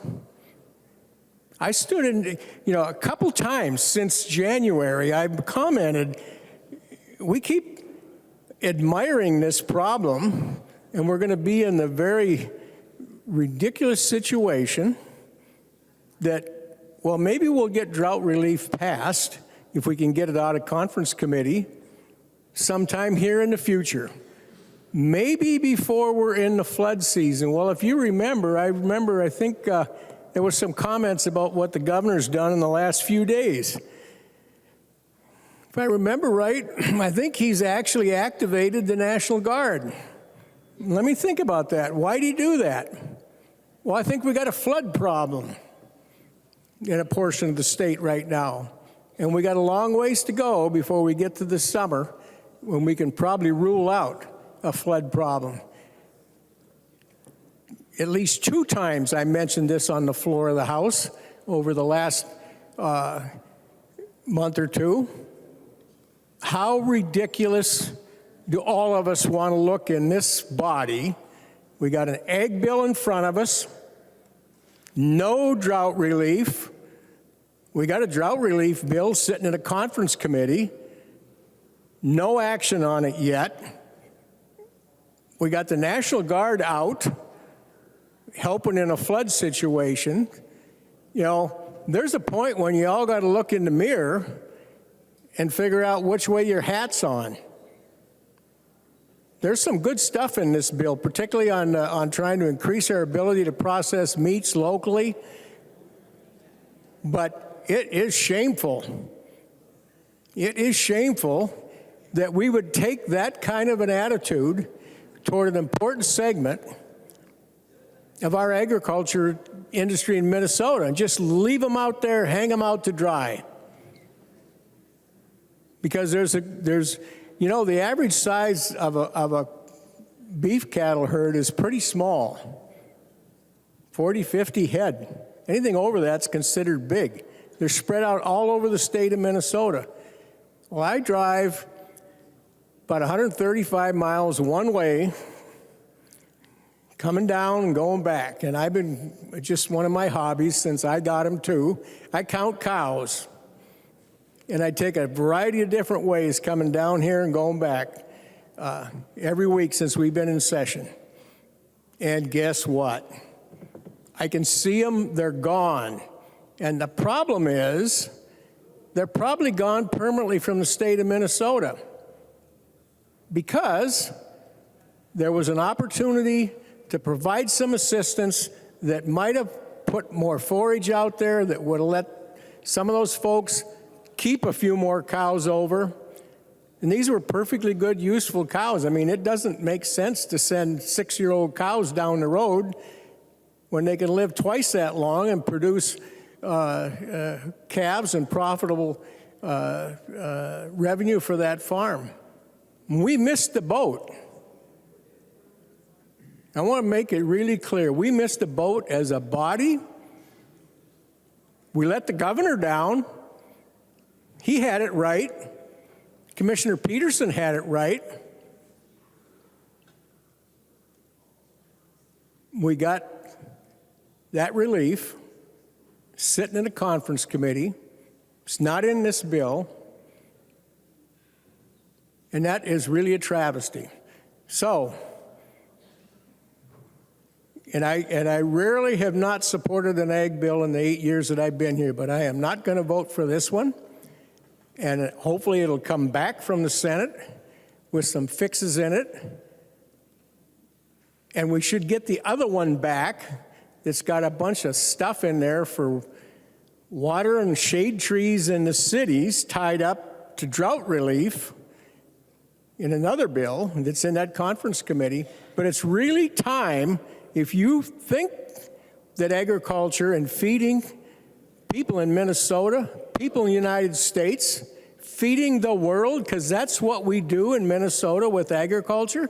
If you feel that's important and you want to be part of that, it would be nice if we'd give some folks that that's what they do every day, produce feed for people, meat.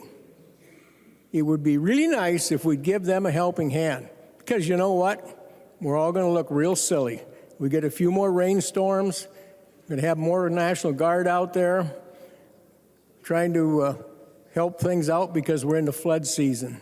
And we're still sitting here with no relief for a drought that happened last fall. So, again, I want to thank Chair Sundin and the rest of the members of the Ag Committee, but we're missing a priority, and that really needs to be fixed. So I hope Chair Sundin is successful in busting that $10 million out, and if it means that we're not going to buy water trucks and other things to water shade trees in small cities, so be it. But you know what? Those shade trees will be there next spring. Cows are gone and more of them are going. So let's see if we can't fix that. Thank you, Madam Speaker. The member from Hennepin, Representative Agbaje. Thank you, Madam Speaker.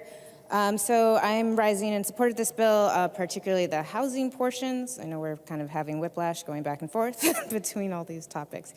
So I just want to say thank you to Chair Hausman for this bill and for her continued support to keep Minnesotans housed. We definitely still have more to do, but this is the largest investment that the state of Minnesota has put into housing, I think, in a very long time. When we give people the opportunity to maintain a safe and stable home, we will see how much more people can contribute to their communities because one of their worries has been relieved. So we have been hearing about various sections in the housing portion of the bill that will help Minnesotans maintain and create a home for themselves and their families.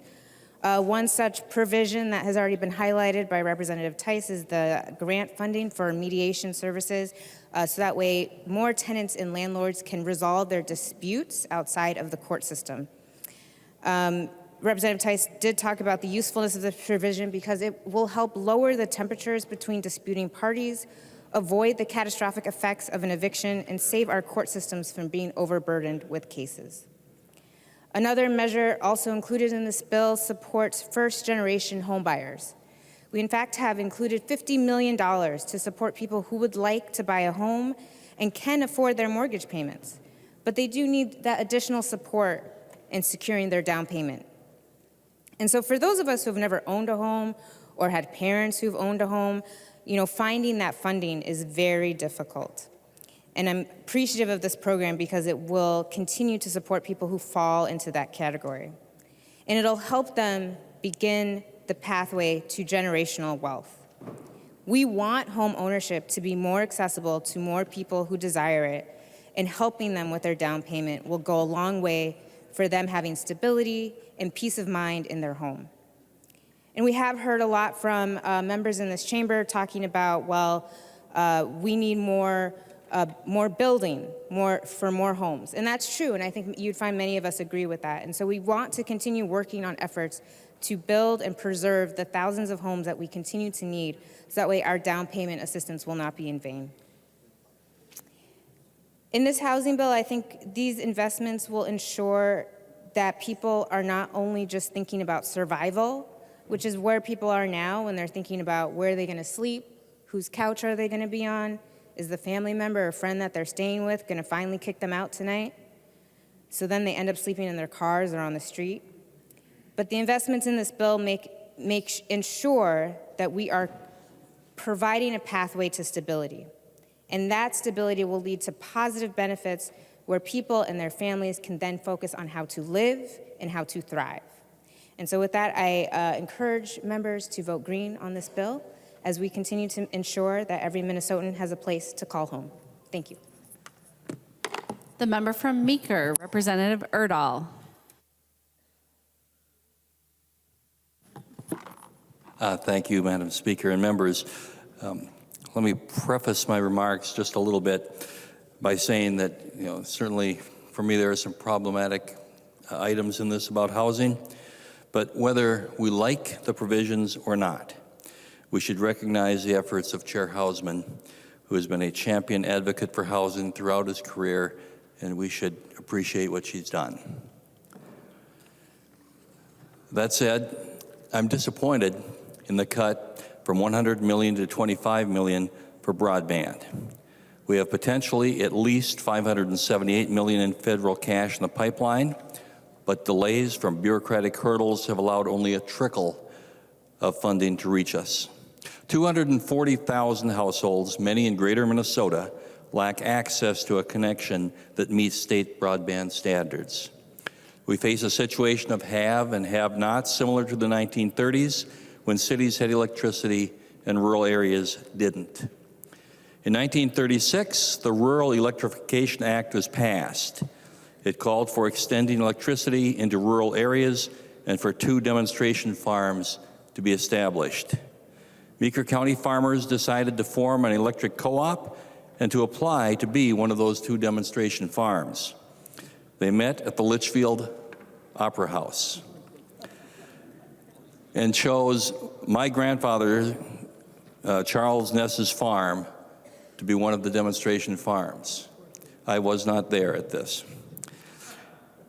In 1937, 34,000 people came to view the marvels of electricity at the Ness farm. The result of the REA was amazing and life-changing and allowed the have-nots to catch up with the haves. But with our broadband, we still have have-nots. Several programs and subsidies have been announced or proposed, but delays, mistakes, and other snafus have resulted in failure to deliver or a lack of federal approval, and money sits on the table. The Rural Digital Opportunity Fund has $408 million in broadband subsidies for Minnesota, but it could take years to realize much of this money. From the 2021 American Rescue Plan, $175 million could be available for capital projects like broadband infrastructure. Of that, $110 million is left over. The Senate has proposed authorizing the remaining money, $100 million, to subsidize construction of high-speed internet infrastructure. This bill proposes to cut that amount to $25 million. The larger amount is needed. It will and can be spent. During break, the deed commissioner, Steve Grove, was in Hutchinson. I met with him there at a broadband facility, and he said, I think it's fair to say that the more money for broadband, the better. I think higher numbers are a stronger place to be. 25 million from our perspective just isn't nearly enough at this moment, given the need. I hear from our electric co-ops about their need for this funding.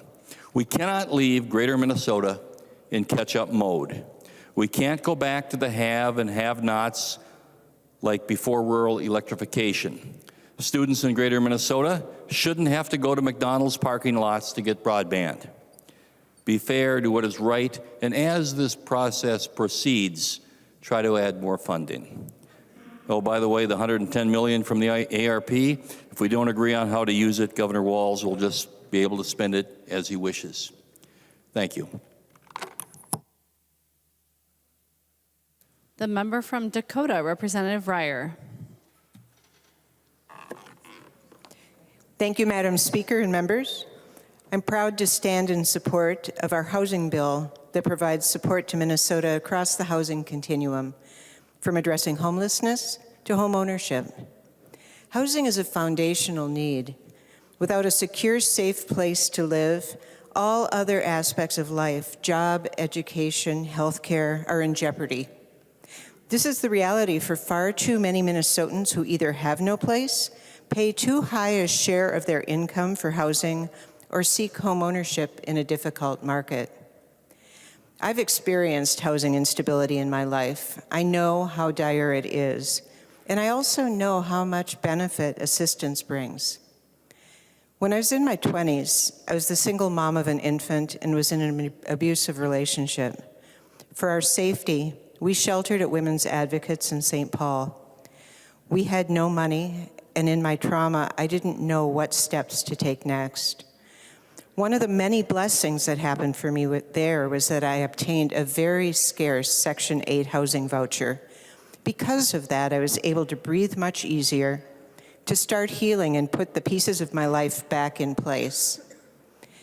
After completing my degree, I moved to Ohio, went to grad school, and started my research career. Now my rent was more than 50% of my income, and between rent and daycare, life was very, very tight. There was no margin for unexpected expenses, even a car breakdown. We made it through, but I came through those experiences knowing just how unstable stability can be. And knowing that as a state, we can stabilize families through a variety of housing programs, including rental assistance, the most flexible and helpful option for the most people.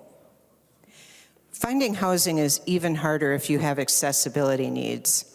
I'd like to call attention to one bipartisan provision that addresses this. My thanks to House co-authors, Representatives Rod Hamilton and Representative Tony Jurgens, and Senate author Zach Duckworth, plus my many DFL co-authors. This provision requires multifamily housing facilities funded by housing infrastructure bonds to ensure that at least 5% are more physically accessible for people with disabilities. In practice, this requires moving one step up the accessibility housing code and including roll-in showers. This provision also requires that 5% are accessible for people with sensory accessibility needs. This would include features such as low odor paint and carpet, soundproofing, and non-fluorescent lighting. These are all straightforward changes that are very much in demand by today's renters, including aging Minnesotans and veterans with accessibility needs. I want to close by thanking Chair Hausman for her leadership in committee this year. I'm grateful for having a session to work with you. I also thank all my fellow committee members and especially our staff for your dedication and hard work. We've put together a bill that everyone can be proud of, and I encourage everyone to vote green. The member from Pope, Representative Anderson. Thanks, Madam Speaker. I will be brief. Just like to thank a couple of people. And Chair Sundin, you are a gentleman and a scholar, and I've really appreciated working with you these last few years, and I'll have to find a new supply of candy after you leave us the next few years. So thank you very much. Great job. And thanks to Mark Knisely, who is our researcher. He is there, our meetings every week, goes above and beyond. So thank you to Mark. Your work is very much appreciated. And also Nancy Connolly on your side of the aisle. She's always been fair with us, does a great job. She gets our bills in place and heard. So thanks also to Nancy. A great job as your CA, Chair Sundin. And one more thank you to Colby Sullivan, who is a researcher, does our bills and amendments. And Colby is just an excellent person here too at the Capitol. So thanks to those folks. Just wrap up by saying Minnesota is a cornerstone for agriculture. It's strong here in our state. Just some numbers. We're first in sugar beets, turkeys, second in hogs, dry beans, sweet corn, and peas, third in oats, soybeans, and spring wheat, fourth in the production of corn. And nationally, we are fifth overall in total ag production. I'm proud to be part of agriculture in America and here in Minnesota. It provides about 20% of our GDP in the state. And so agriculture is strong, support it, and thanks to all of you for your support of this bill. Member from Hennepin, Representative Hassan.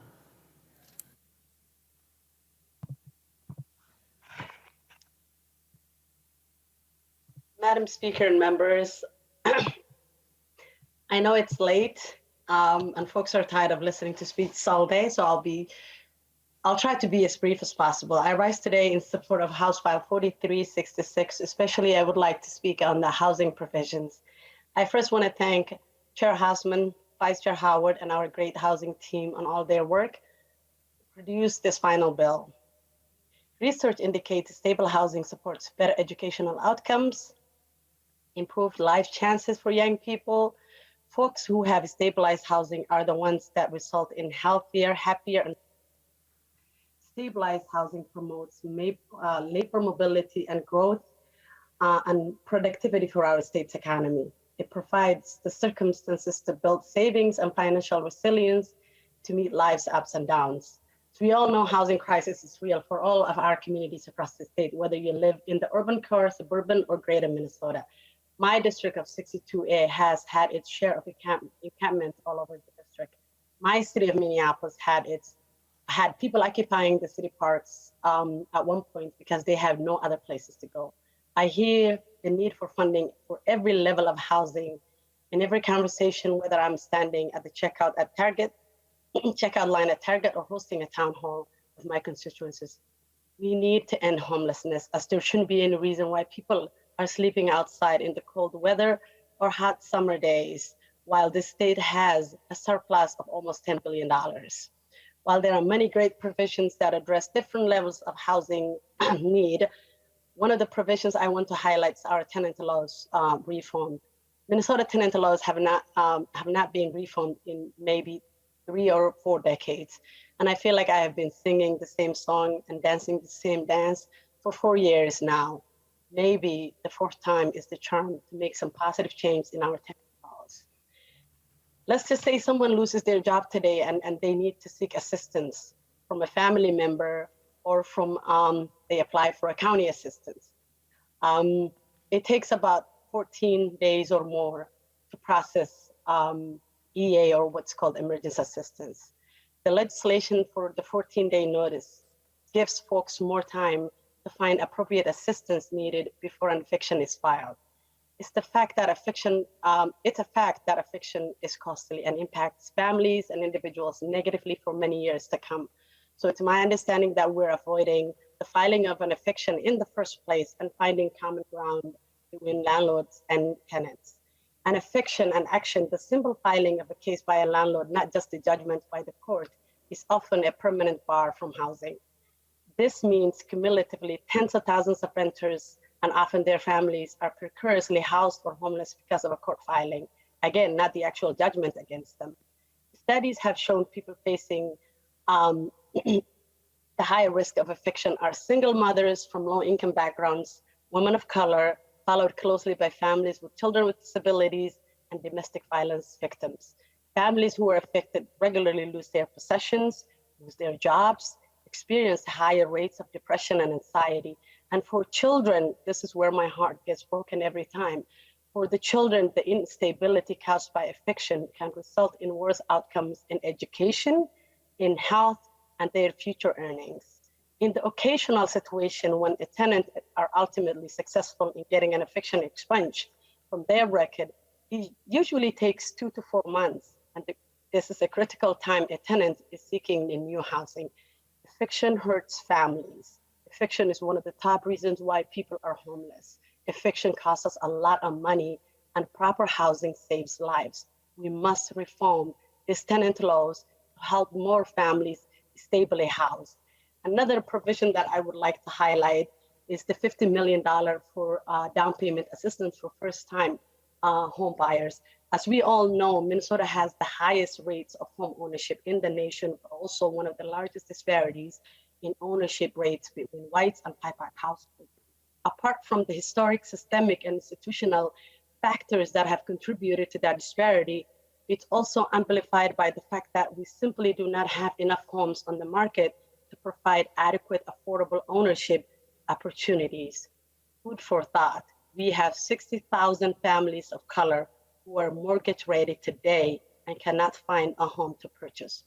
While we could always do better to help families across the state in the pathway of home ownership, I'll take what I can get today. And today we have $50 million for down payment assistance for first-time home buyers, first generation home buyers. This funding would help many families purchase their first home. And I thank Representative Agbaje for championing for this bill. We can do better, and we must do better for pathways to ownership, for more support for rental assistance, more support for tenant rights, more support for our unhoused individuals, more support for the future generation of young Minnesotans. We must do better. Madam Speaker and members, I urge you a green vote on this imperative legislation to help thousands of Minnesotans stay housed. Thank you for indulging me this moment to highlight this legislation and uplift something as important as housing. The member from Couchiching, Representative Eklund. Thank you, Madam Speaker and members. I want to thank Chair Sundin for this bill and Chair Hausman for this bill. Chair Sundin, I appreciate you putting that diagnostic laboratory equipment in there. We're seeing what's going on with high-path aviation influenza and other things that could affect our livestock supply, so that's definitely needed to keep our egg culture business going forward. But I'm really here to talk about broadband. There's $25 million in this bill. That's been questioned.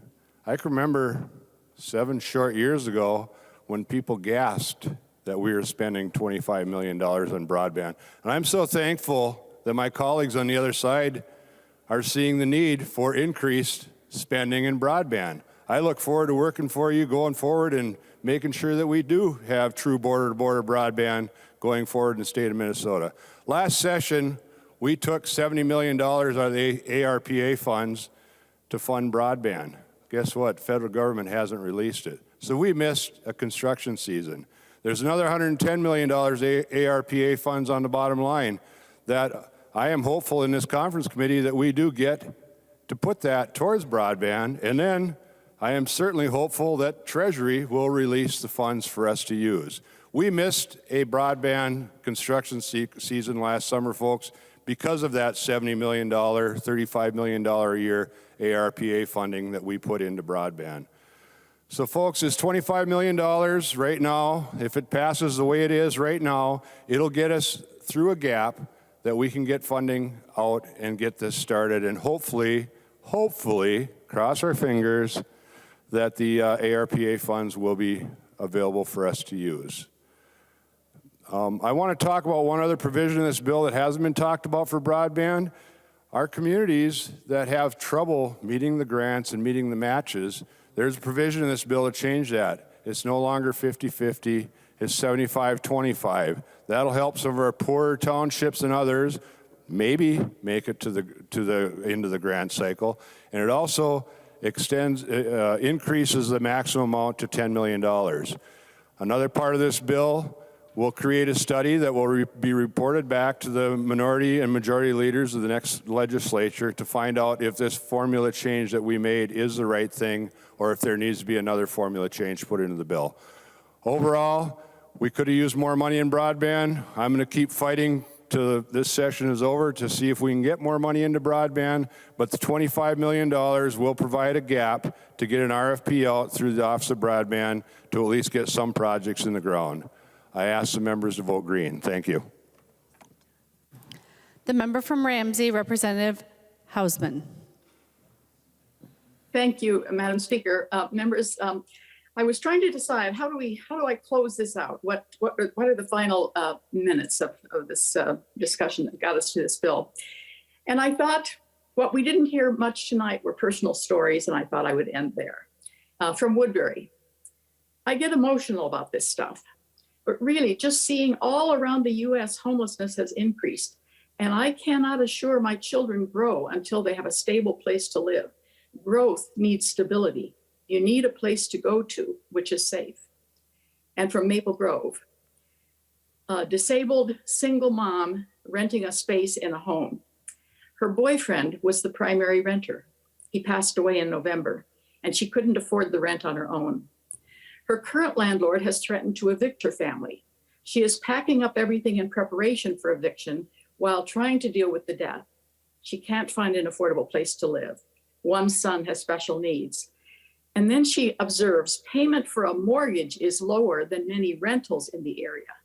Something to help might be better if she could get a loan to purchase a house instead.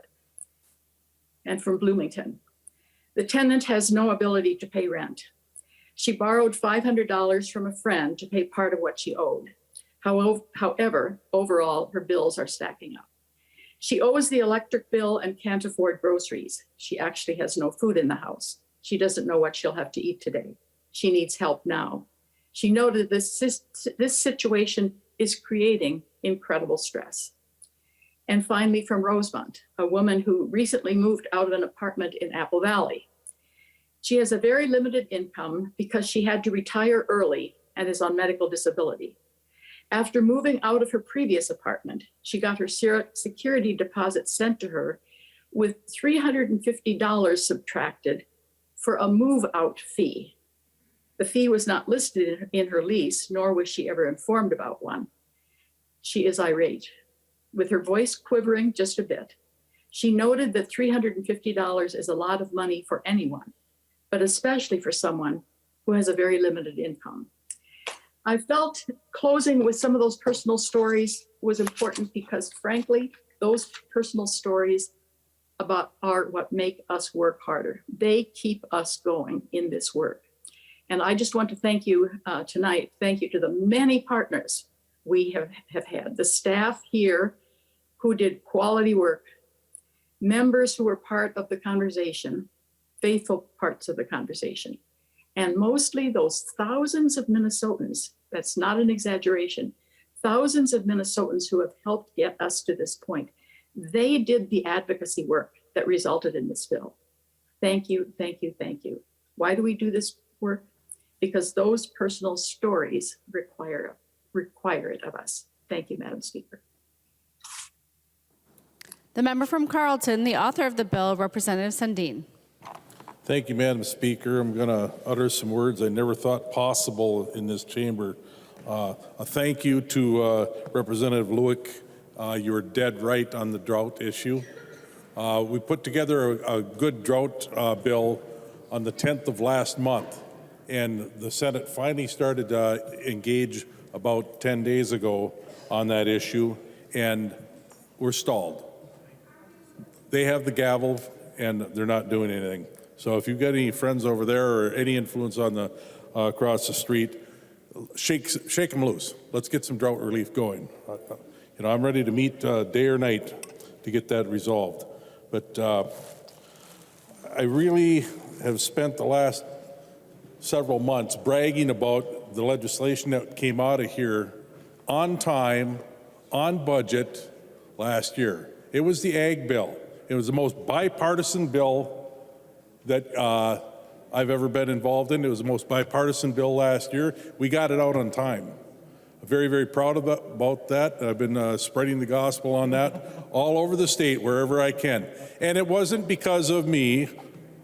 It was because of the team we had put together that took their work seriously and got it done.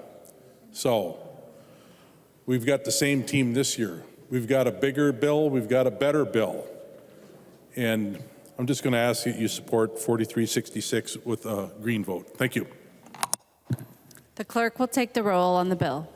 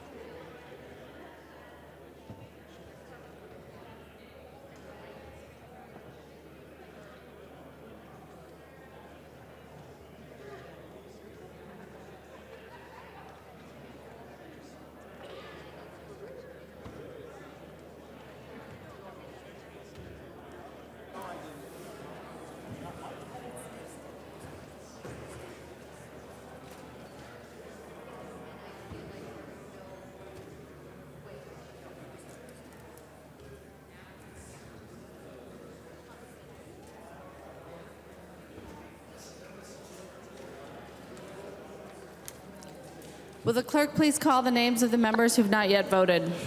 Hamilton. Hamilton, no. Hamilton, no. Hausman. Hausman, aye. Hausman, aye. Kreshaw. Kreshaw, no. Kreshaw, no. Mecklin. Mecklin. Morrison. Morrison, aye. Morrison, aye. Mortensen. Mortensen, no. Mortensen, no. Sandell. Sandell, aye. Sandell, aye. Thompson. Thompson, aye. Thompson, aye. Mecklin. Mecklin. The clerk will close the roll.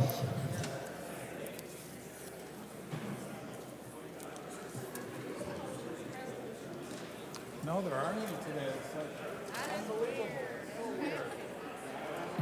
There being 70 ayes and 62 nays, the bill passes as amended and its title agreed to. There are no motions or resolutions. Announcements. Representative Winkler. Madam Speaker, I move that when the House adjourns today, it adjourns until 11 a.m. Tuesday, April 26, 2022.